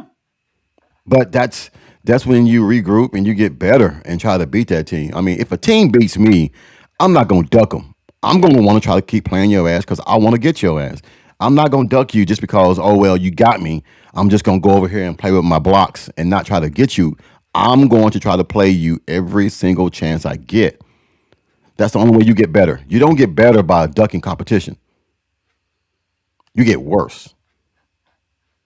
So that's why Lincoln Riley is never going to be a damn good coach. He'll be a damn good You gotta OC. play better. He'll If be you're a ducking, if you're ducking yeah. competition, you're gonna have to play somebody good to win. But here's the thing: without that strength of schedule mattering, if your strength of schedule doesn't matter, then they are doing it the right way in Yes. the Big Ten by protecting their big brands by not having them play each other all the time. Listen, if that strength of schedule does not start being more important, then it's going to continue to be that way. Believe that, Yeah. and because now we've seen them fix it a little bit, but I'm telling you now that it better get better. Right now, Oh yeah. Miami almost didn't get in. Put all the false media narrative Miami hate aside. If you're rocking with the U, you know what to do. Your daddy Mario Cristobal support how to use up. Come on, Black Raiders. Still, you're out of your mind. I'm telling you that Miami is going to be the real deal, and with Darian Minsa, they're going to be great. But again, who the hell are they going to have to play to get there? And mind you, they still haven't won a damn ACC championship. So spare me the guarantees that they're going to get there. I think they're one of the best teams in the country. They should be able to win an Addy. I don't know that I believe they're going to do so. Yeah. No, man. Of course. Yes, they made the blueprint on winning a Natty by playing a bunch of cupcakes. Except that, again, while they did all that, it was the blueprint for last year. It's not the blueprint moving forward, which is why they're having to beef up their strength of schedule right now through the teams in the conference playing Yep. each other. That's why you're seeing more of it this year. I'll put it to you this way: USC, Lincoln Riley, and USC, even with ducking Notre Dame, are playing 4 top 25 teams, which is more than he's played in his tenure at SC. Yep. More than he's played since he got there. So it's still going to be tougher than it's been for him. And so he's kind of under the, we talked about it on your show yesterday. Lincoln's kind of on the hot seat here. Oh You yeah. got to. He's It's simmering. time for him. It's time for him to get. They're expecting him to be in the playoff this year. Especially if Indiana can do it, why the hell can't you? Right? You got. Well, they might get a chance now getting Come rid of on, the bro. You know what I mean? getting rid of the Billy Blanks the conditioning plan. They might do something this year, but I doubt it. I doubt it, That's man. the other part too. Is that again the other piece of it? That's what I was saying earlier. Seawalt was that it was also the experience. That was also the blueprint for Ohio State the year before that, and Michigan the year before that. Was retaining experience and getting experienced great players out of the portal as well. Ohio State went and got Caleb Downs, Quinshaw Judkins, and went and got Will Howard who was an experienced quarterback to go along with all their recruits. But they retained. They spent most of the $30 million they spent on their championship at Ohio State was on retention. Most of it was on retention. Yeah. So, and we know Hey, that was the case with Michigan, right? Go ahead. yeah. No, I got to get ready, get up out of here. I got to go to the DMV and get this truck registered and everything. So I had to bought me a new truck. Cool. So yeah, Another new truck. yeah. Another new truck. Hey, that's what's up. Well, I try to tell you, man, I'm about to get this food truck going and trying to get some other things going and everything, man. So The we're food moving in truck. the right. Oh yeah, man. You know how we do it, man. Brisket and ribs and other kind of stuff Oh, and everything. dang. We're gonna do some things Okay. like that, me and the wife. I like it. So, but no, man. But thank you for I'll letting me get a come hold of on, you here man. a little later. I got another idea you might enjoy. Okay, let me know. Let me know what you need.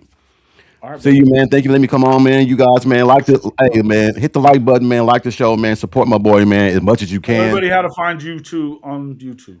Hey, man, you can find me now, man, coach to coach on Sundays, man, with me and Bishop Franks and everything, man. And also on Thursdays and now Saturday mornings, man, you can catch me on Coach Talk with me and Bishop as well. But, man, you're always welcome, man. Whenever you want to jump on, man, let me know. Other than that, man, you guys have a wonderful day. Stay blessed, man. And I'll talk to you guys later, man. Appreciate you, my guy. All right, bud. Have a good one. All right. Coach Ricks from Coach's Talk, doing Coach to Coach Sundays. I was on his show last night. We had a good time on that, and we talked about a lot of this kind of stuff, Oklahoma content, SEC, a lot of SEC stuff. If you didn't already see last week, the where we did our rankings, our power rankings for the SEC on Sooner Intel, make sure you get over there and check that out. That's on my channel. It's always obviously on Chris Mason's channel, Sooners 360 as well, and the Horns Down podcast with K. Chris. So you can go over there and check that out at any point. Also, I have us beating Georgia and Texas. They'll be very tough games, but I feel like we are being disrespected by the national media. The Dawn Data Show time. Yeah, listen. What's up, BYU? Good to see you, man. Who's not the coach? Who are we talking about?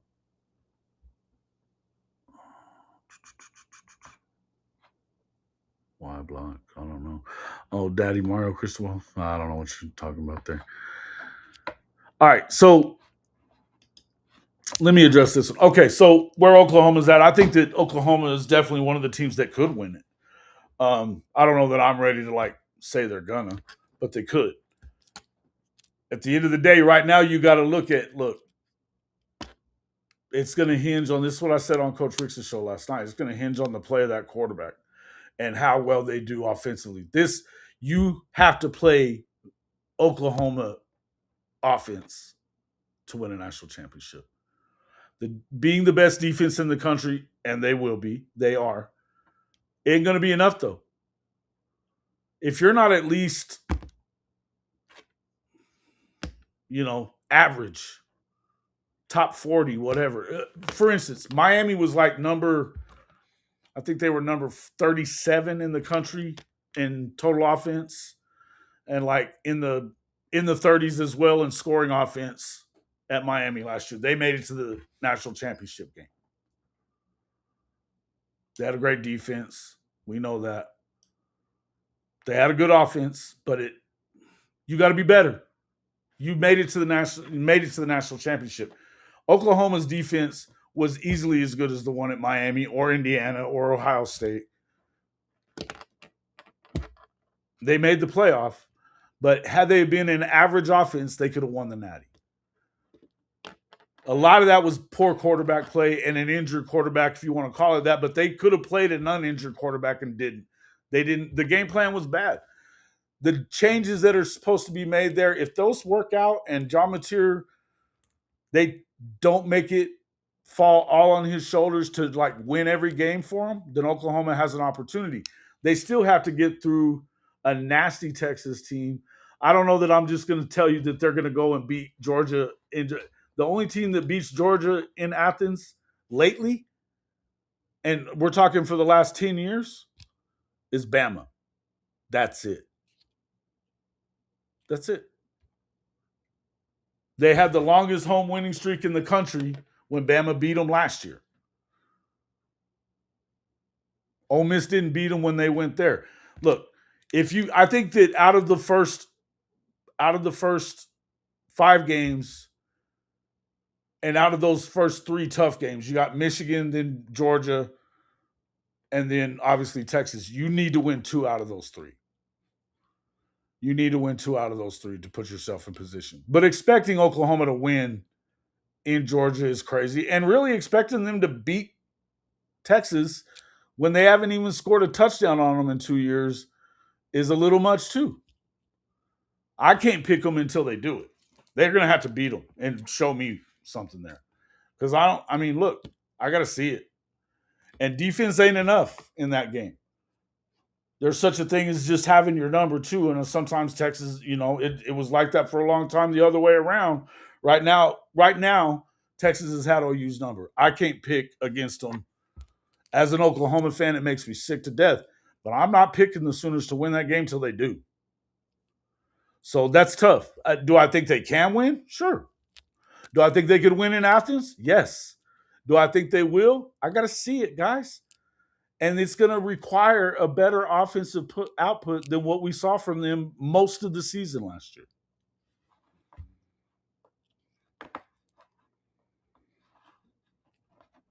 Mm-hmm.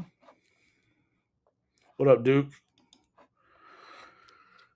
Yeah, I don't know that I think it on paper it isn't, but I get it, Duke. I get what you're saying. I don't think that it's easy, but I also don't think that really even the quote unquote easier schedules in the SEC this year aren't really that easy because you have adding that ninth game, and that's the other thing. That ninth game is going to be brutal for everybody. I think it's going to be brutal for everybody. You think it's set up better? Maybe. Here's the thing.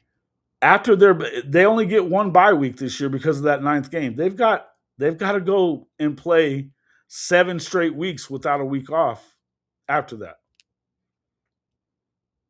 And in there, you get a Florida team that has plenty of talent on the road in the swamp. They got plenty of talent. It was a coaching issue last year. If they've got a good quarterback, nobody wins in the swamp. Nobody wins in the swamp. That's a tough place to go win at. You got to go on the road and play a team like Mississippi State that has a guy that can kick your ass in Kamario Taylor if you're not on your game. And you better be able to score some points. They've got a good defense now, or a great defensive coordinator. They've got some good players that they've added in the portal. I think that things are probably on the turnaround for Mississippi State, and they get you at home. I'm not saying you shouldn't win that game. You should. But it ain't going to just be a cakewalk either. And you've got games like that all the way through. You've got Ole Miss again. You get them at home, which is an advantage for Oklahoma. But you've got to deal with Trinidad Chambliss, who got you last year. I would agree with anybody who's going to say, yeah, he was able to get around because of the slippery field, blah, blah, blah. I get it. I understand all that. At the end of the day, it's none of these games are sure things, which is why we're saying it's tougher to be in the SEC than it is in the Big Ten. That's the point. Yeah, if they don't run I would add to this. I think that if they play decent offense, the defense is going to be, I think the defense is better this year than it was last year. It's still yet to be proven, Duke. But if they are an average offense that, let's say you average 30 points a game, they can win 10 games. It'll be tough to, but they can do it. But absolutely, it's going to not just going to hinge on the running the ball. And that's going to be part of it. The other part is going to be Mateer doing the things that he has to do, making the right plays, being able to challenge them down the field. I would tell you that if he's going to have 13 interceptions next year, this season coming up, he better have double that in touchdowns. And I would tell you that I don't really mind him having some interceptions because I think he's going to have to take some shots. You have to take shots downfield or else they're not going to honor you. And they're just going to keep loading the box and your run game won't matter because it won't work again. You know that. You're an offensive coordinator. Are you not?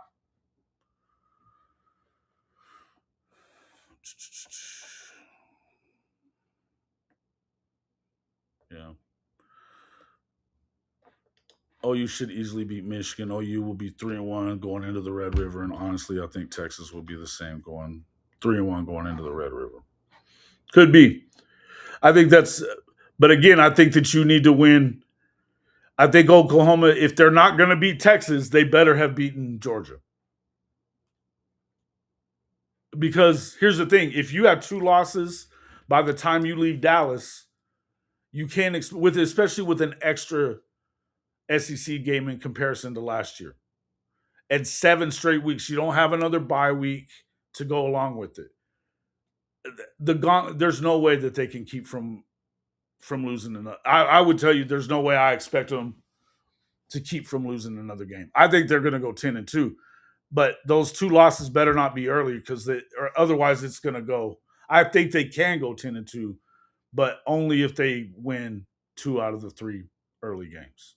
Only then, because they're going to lose one down the stretch, man. It's just I don't see how you can't. I don't see how you can't. You know.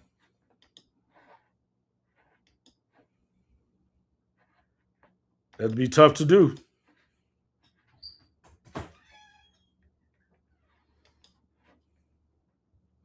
Yeah, if you control the ball with the run and your defense, you should win every game with 30. I agree with that, Dave. That's what I've been saying. But until I see them actually like go out there and do that, it's not simple for me as a fan to say yes. They will. Because I got to see it, and you guys know, I'm the one guy that I tell it like I call it like I see it with Material. He wasn't the guy last year. He was not the guy. Injury, you can blame it on the injuries if you want to. He didn't make great decisions either. Did not make great decisions either. The defense carried Oklahoma. Got to be better. He's got to be better. No, you can't. No, you can't. No, you're right. 100%, man. 100%. But you got to have a running game to make it easier on him too. I think that what I would tell you is I believe that Oklahoma is doing the things within the system. He's working on some of the stuff that he needed to work on. I think he looked better in the spring game. It's a spring game. It don't really matter. But the things that you would want him to look better at than he looked last year, he did. So you can tell he's working on it. The scheme that they're employing is more conducive for them having a good running game. The tight ends that they brought in is more conducive with their size, is more conducive for them having a good running game, being able to run out of 12 personnel. Dalen McCullough being an unbelievably good running back coach that, has had a bunch of 1,000-yard back stuff. I mean, he recruited Jeremiah Love and Jadarian Price and Audric Estime at Notre Dame. He had a 1,500-yard rusher at USC. He had a 2,000-yard rusher at Indiana.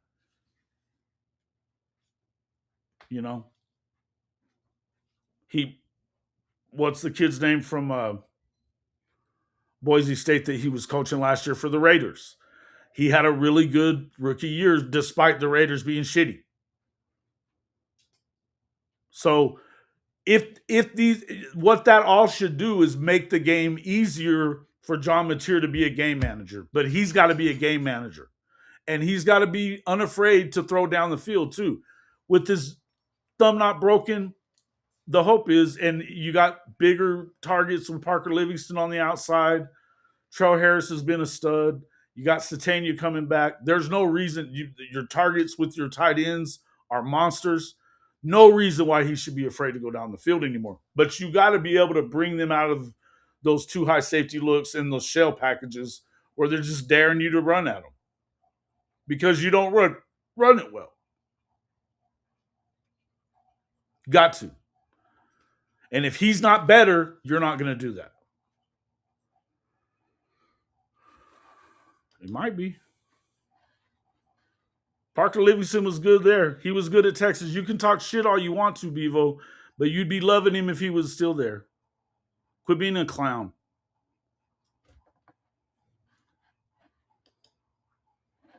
It could be S4L, but I have to see it. Yeah. This is exactly right, Snake. Exactly right. Yeah. And I would tell you that part of that had to do with the lack of commitment to a running game as well. Not to mention the scheme. The RPO, it wasn't. I've never been a fan of the RPO, but it's not conducive for you being a great running team. It's just not. Those guys aren't firing off the ball on the O-line. I think you've got a solid O-line, and with the tight ends that you have, barring major injuries and a bunch of them, they should be really good there. That the backs that they have should be great. There's no reason that Mateer can't do a better job this year. Climb the pocket, stop, don't read two and get the hell out of there. We don't need that. And if he's running, look, the one thing they have to limit his exposure to linebackers and shit hitting him. Can't have it. If you're running 10 or 15, 18 times a game like you were last year, he's not going to last all season. Just like he shouldn't have lasted all last season. He was too hurt to play for a lot of it. And now you don't have the experience or talent that you had last year at the backup position. You don't. So, it's one thing that, that they played him through all that crap last year, but if he were to get hurt again and he really gets hurt to where he has to come out, it's not going to be the same thing. Listen, it hinges on John Mateer. Make no mistake. He's got to play well. And he's got to stay healthy. If he doesn't, Oklahoma's fucked. He has to not be asked to do as much. He has to not be trying to do as much, though, too, dude. Right. Well, I would hope not. Yeah, if he goes down there in trouble. Look, I think Witt might be okay. And I think at some point, you could see Bo Bentley be very, very good, right? He's got a big arm. He seems, everything you see from him, the look is there. He ain't ready yet. And I don't see him having that much improvement by the time, the bullets start flying this season. It's just not. But with Neubauer, big arm and all, maybe he'd be a better game manager because he's not as. You don't have to worry about him taking off as much. But the running game has to be, they have the commitment to 40 plus times a game with the running backs has to be there. David Kincaid, hey, the no faking sports guy, man, I give him a lot of props. That he had numbers that were real. Those numbers that he was looking up, he went and found the right ones. 40 times is the magic number. They never lost when they ran it anywhere close to that.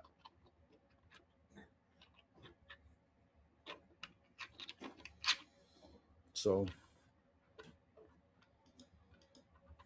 yeah, I agree. I think that they have to step up. You're right, Duke. But I also think, in order to do that, he needs to realize that it only makes the game easier if he does the right thing. If he plays better and manages the game. Doesn't just take off. He trusts the system that they're running. Because it's going to be different than what he's been doing.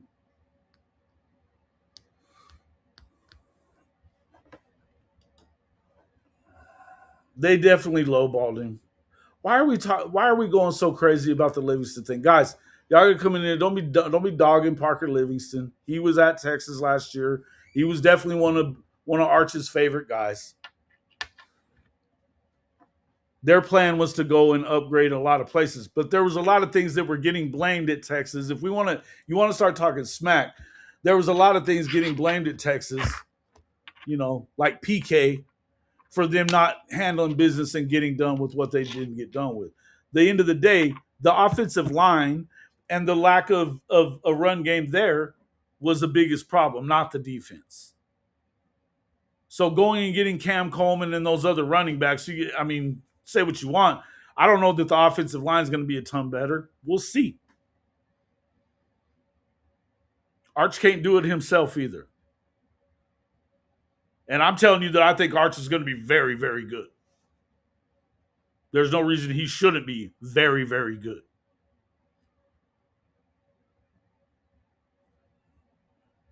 Texas was willing to pay more for it. They aren't even saying that out loud, Bevo. Shut up. They're not even saying that out loud.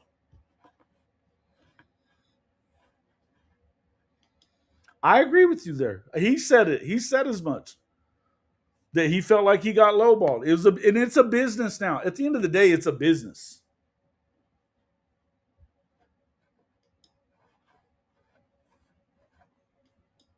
Of course. Yeah. Well, here's the deal. They're not gonna look. You can have Cam Coleman and all the other guys that you got. Cool and all. If that offensive line isn't better, we'll see. The defense isn't going to be magically better because you got uh, Will Muschamp to come back. I don't believe that. Not for a second. Because they were carrying your ass for the last 3 years anyway. So anyway.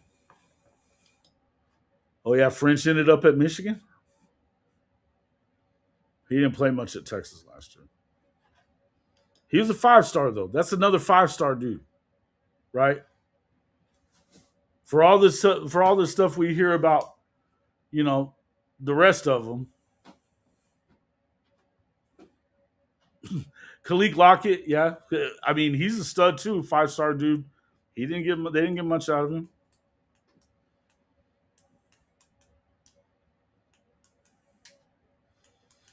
Yeah, maybe it will, but that is more aggressive. Okay. It wasn't what was holding you back though. The defense was one of the best defenses in the country for the last 3 years, was it not? Their inability to score in the red zone was a much bigger problem than anything that was happening on that defense. I know that, you know that, the whole freaking Texas fan base knows it, and so does Sark. He still fired PK and went and got Will Muschamp. Cool. What did you really do there? What did you solve? You didn't solve your offensive line problems. Cot Flood still has a job.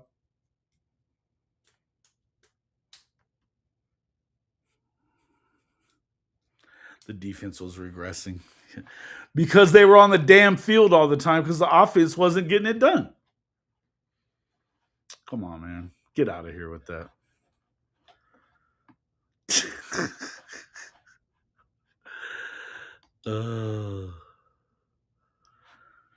Look, here's the day. At the end of the day, I'll say this about Parker Livingston, and I'm gonna leave it here because I don't care about. I could give a shit that he played at Texas. I think it's fun for like poking fun at these guys. He's 6'4", big body. He was running good routes in the spring game. I saw it.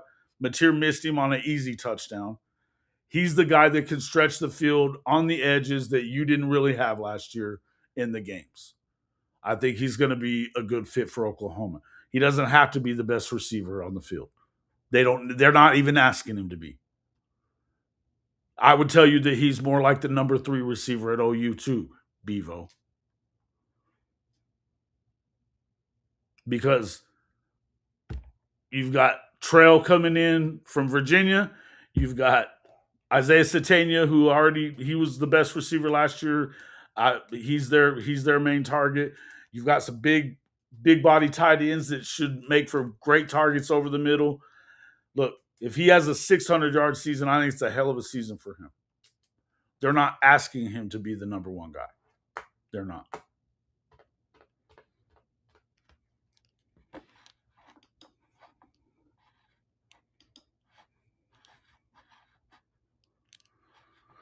That's easy for you to say. I mean, because he got fired and you know, you've never seen Kobe. So what you're telling me is you've never seen coaches that scapegoat assistants for their shortcomings. I mean, it goes on at USC every year. It was going on at Oklahoma while he was in Oklahoma.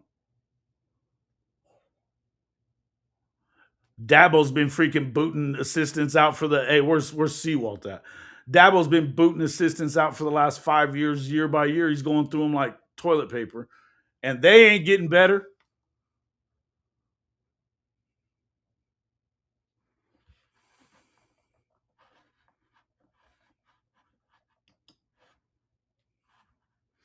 And nobody remembers the fact that one thing I'll give to SEC Mike, and I'm a fan of that show, by the way, but I'll say this.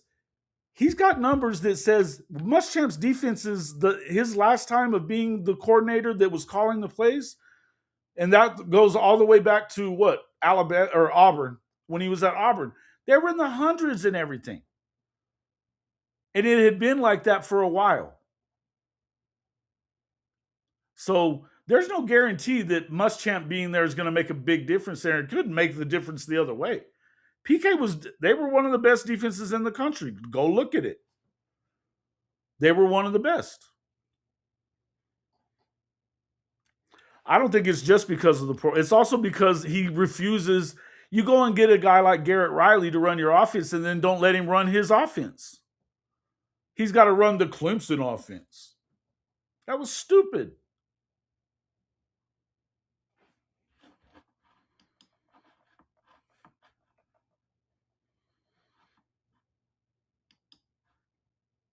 Oh, of course. Yeah. I don't know. We'll see. We'll see. At the end of the day, I'm going to sit here and tell you that I think that Texas is one of the best teams in the country right now. I think a lot of it will hinge on your offensive line on whether you take that next step or not. And whether,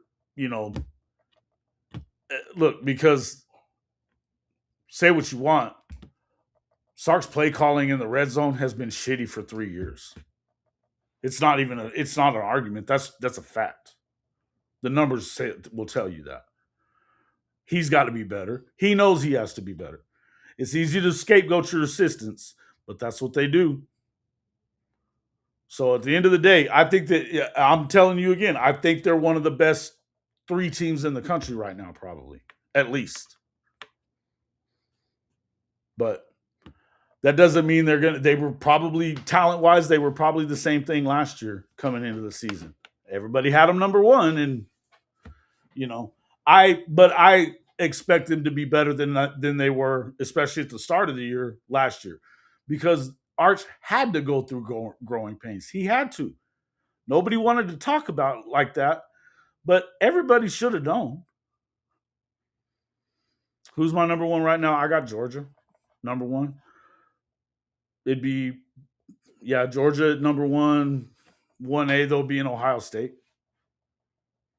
I'm not buying Oregon. I think they're top 5, but I'm not buying them as the best team in the country. I don't think they are.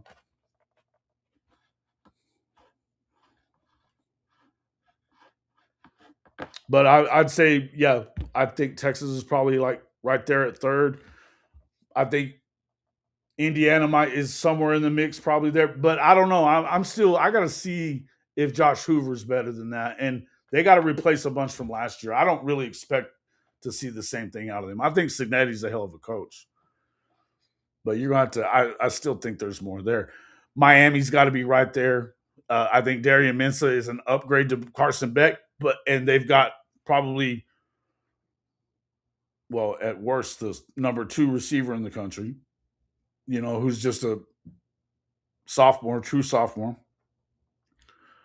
They lost some on their offensive line a little bit, but they're still big there. I think Miami's going to be really good. And they don't really, we'll see if they can do anything else. Notre Dame is another one, another monster. People can talk shit about them all they want to. They're going to win all those games. They're going to win. So we'll see. We'll see. I think really, essentially, they've got BYU and what, A&M that they play?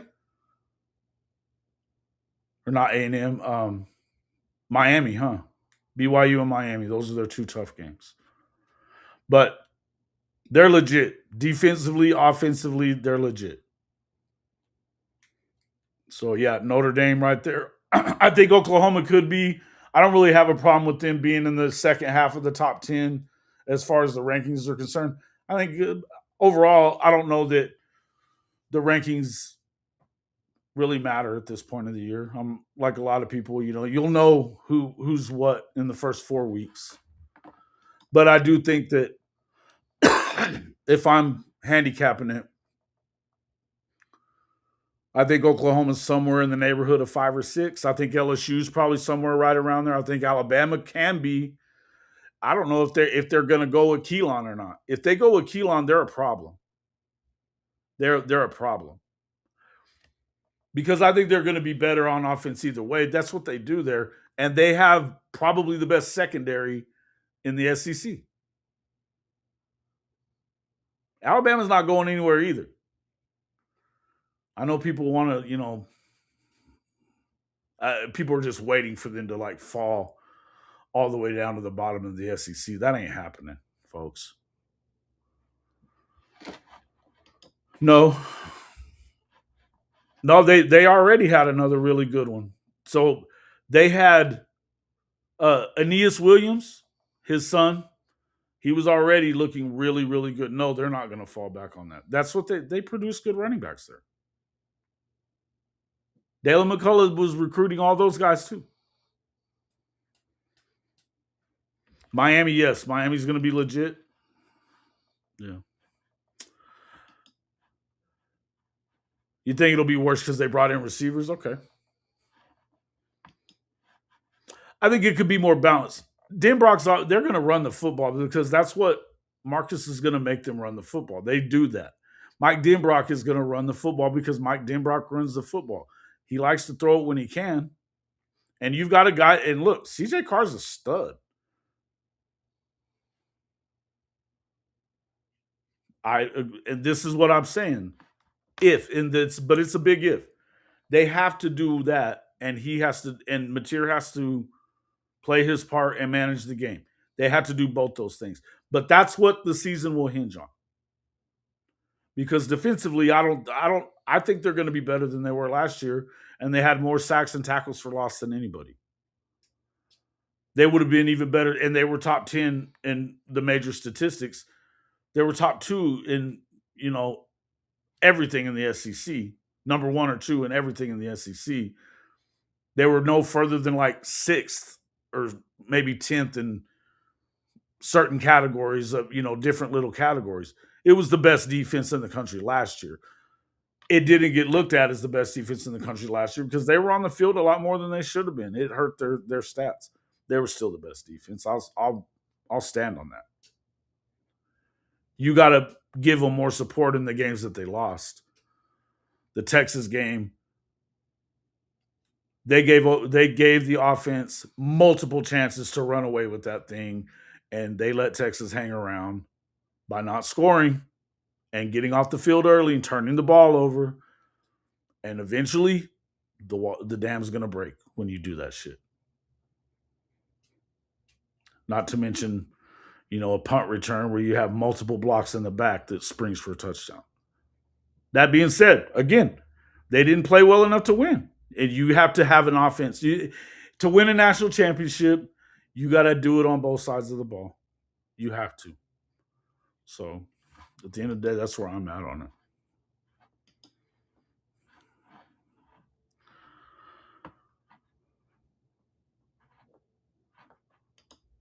Yeah. Yeah, that's kind of a weird deal, right? I was surprised as shit at that too. That the former Michigan head coach, who was unbelievably good, that his grandson doesn't go. That his grandson went to Notre Dame instead of Michigan. Woof. Yost rolling over in his grave.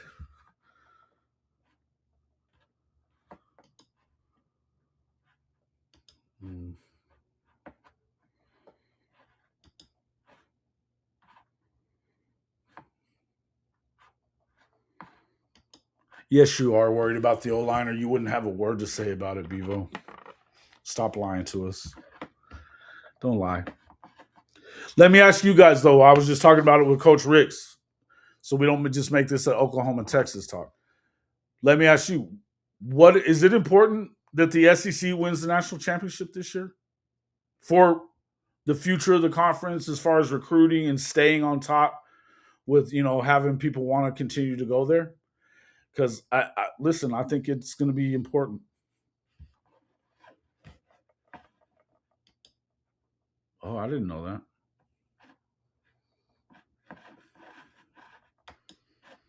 Yeah, right. Whatever, bro. Because it hadn't been brought up. But just like everything else you say, they're the best. Get out of here. You hope to watch the Texas game this year? You'll be on a cruise ship? Should be able to find it. Should be able to watch it. They got internet and shit out there, TV. Cruise ships are, but they're going to have to be better.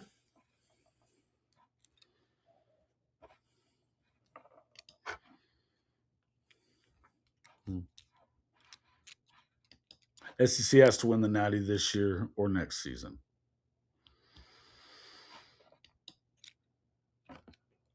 But does it hurt your ability to get the best players in the SEC if somebody in the SEC doesn't win it, is what I'm asking, Benji. I don't give a shit about anybody else winning it but Oklahoma either. That's not the question I asked you.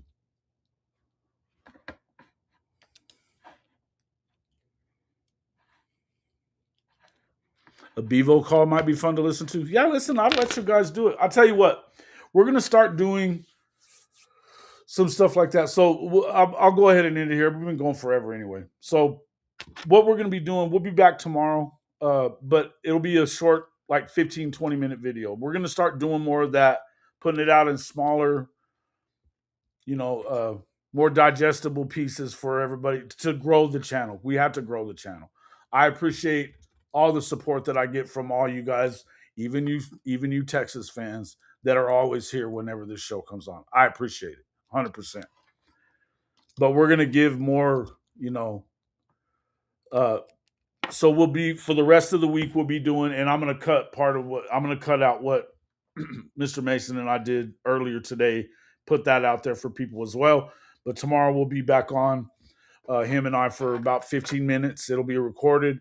Same thing Wednesday, Thursday, Friday. We'll be putting out content all 3 of those days. On Friday, we're going to be talking about for you Oklahoma fans, what an acceptable win-loss record for Oklahoma would be for you this year. So something for you guys to think about.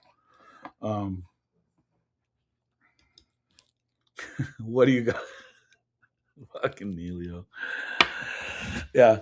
And we'll be talking more about that. There's plenty of stuff to talk about around the country. We're going to break it down into, 15-minute segments just to try to grow the channel. We still have, Sooner Intel every Thursday night. But with me, K. Chris, and Mr. Mason, I'll be doing Big Monday for sure. We may add another live stream somewhere in there as things go on. But we're going to try to grow this channel up we'll see kind of how it goes. But yeah, better be it for OU fans. Better be a record good enough for the CFP. Absolutely. I think I would agree with that.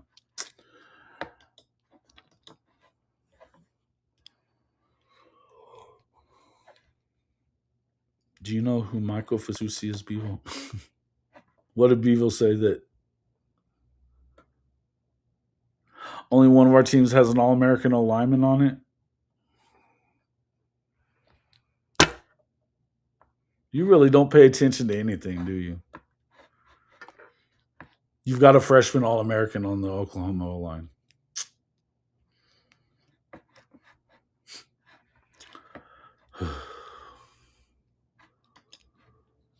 I think it changes what teams in the SEC get the best players, though. Okay.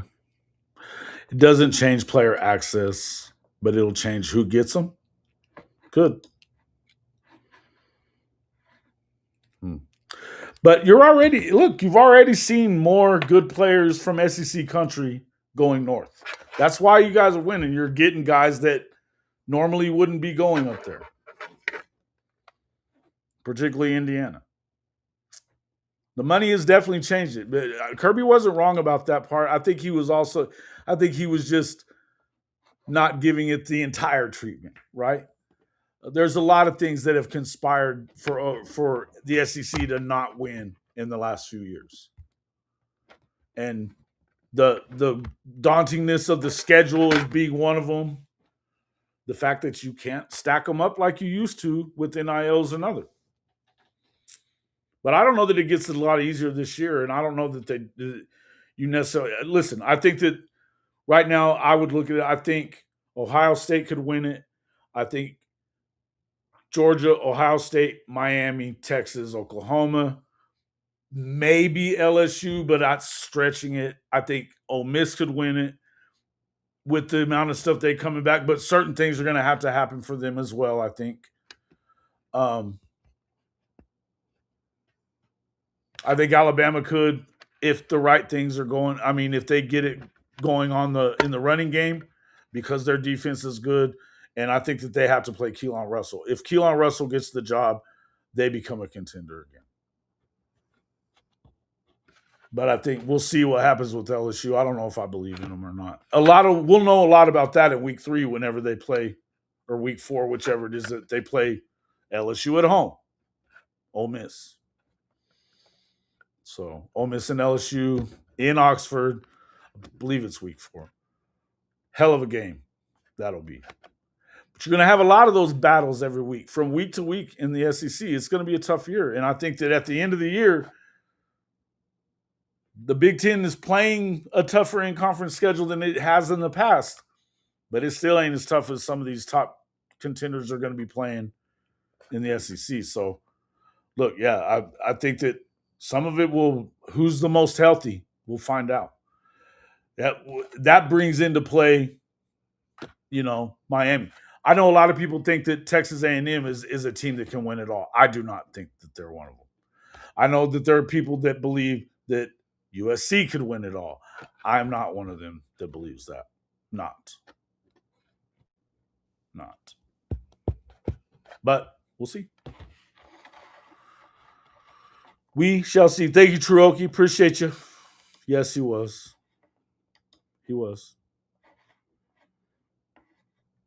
Cool for Trevor Gooseby. Lost you at Ole Miss.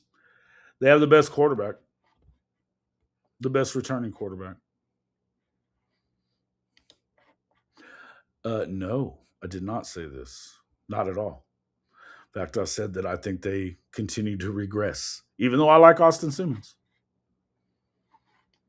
Notre Dame, the one that absolutely. I think that I probably have Notre Dame right at, like I said, I think Georgia, Notre Dame could 1-1A, Ohio State. I think they're all I look at them all 3 the same pretty much. I think that Texas right behind that, Oklahoma, Miami. I mean, you could rank them any way you want to from there, but that would be my first 3, second 3.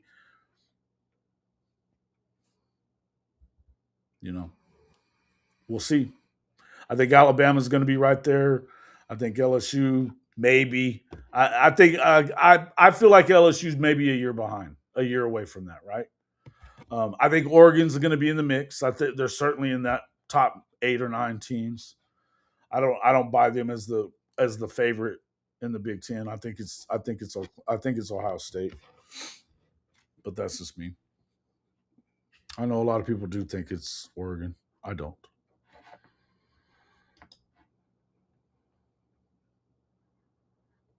That's true, Dave. You're not wrong. Krusty. Why are you saying fight on, weirdo?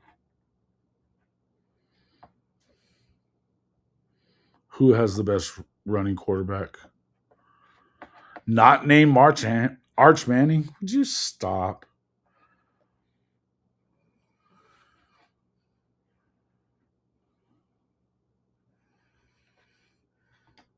No, they're not. I think Marcel Reed is awful. Awful.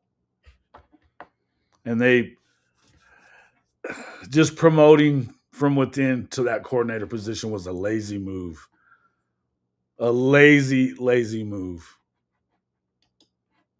Not the right thing to do.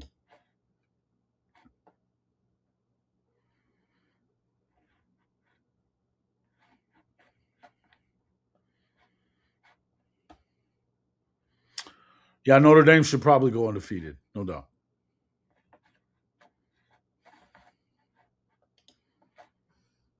I would agree with that. Listen, to me, I don't want to give it away what we're going to talk about on Friday, but we'll definitely be back on, we'll have a show out on Friday talking about what is an acceptable record for Oklahoma in 2026. What is an acceptable outcome for the football team? I would tell you, even just making the playoff isn't enough for me. I think they need to make a run in the playoff. I really do. Sounds like that's what you're saying too, Duke.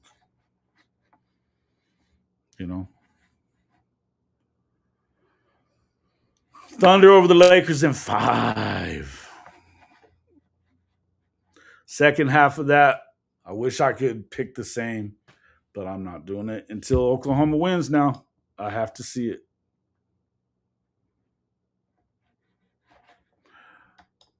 All right, that's enough out of you, Bevo. You're gone.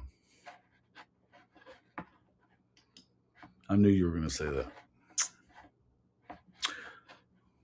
I think they should. Listen, I don't think there's an excuse for them not, barring an injury to Mateer or something like that. There's not a reason why they shouldn't make a run like that. I agree with you. And they've they have done the things with the roster, with the staff, and what they're trying to do schematically on the offense to make it easier for Mateer. I agree. They don't have an excuse to not. I don't want to give it all away what we're going to talk about, but I think that that's a lot of it. Appreciate everybody coming in. Guys, if you haven't already, become a subscriber to the channel. We got a new subscriber. I saw that today. Thank you for becoming a new sub. I'd appreciate it. Become a new sub. Share the streams with your friends. Make sure you turn on the notifications as we're doing a bunch of these recorded shows. I want to make sure that you get your notifications. Make sure that you are able to interact with the show and share it. We appreciate it every time you do that. So that's the main thing. A healthy Mateer. We'll see how scary he is. He has to stay healthy, though. Sub this, man. All right, bro. Appreciate everybody coming in. We'll see you all throughout the week. Thursday night on a live show, but we'll be back all throughout this week. See you on the next one.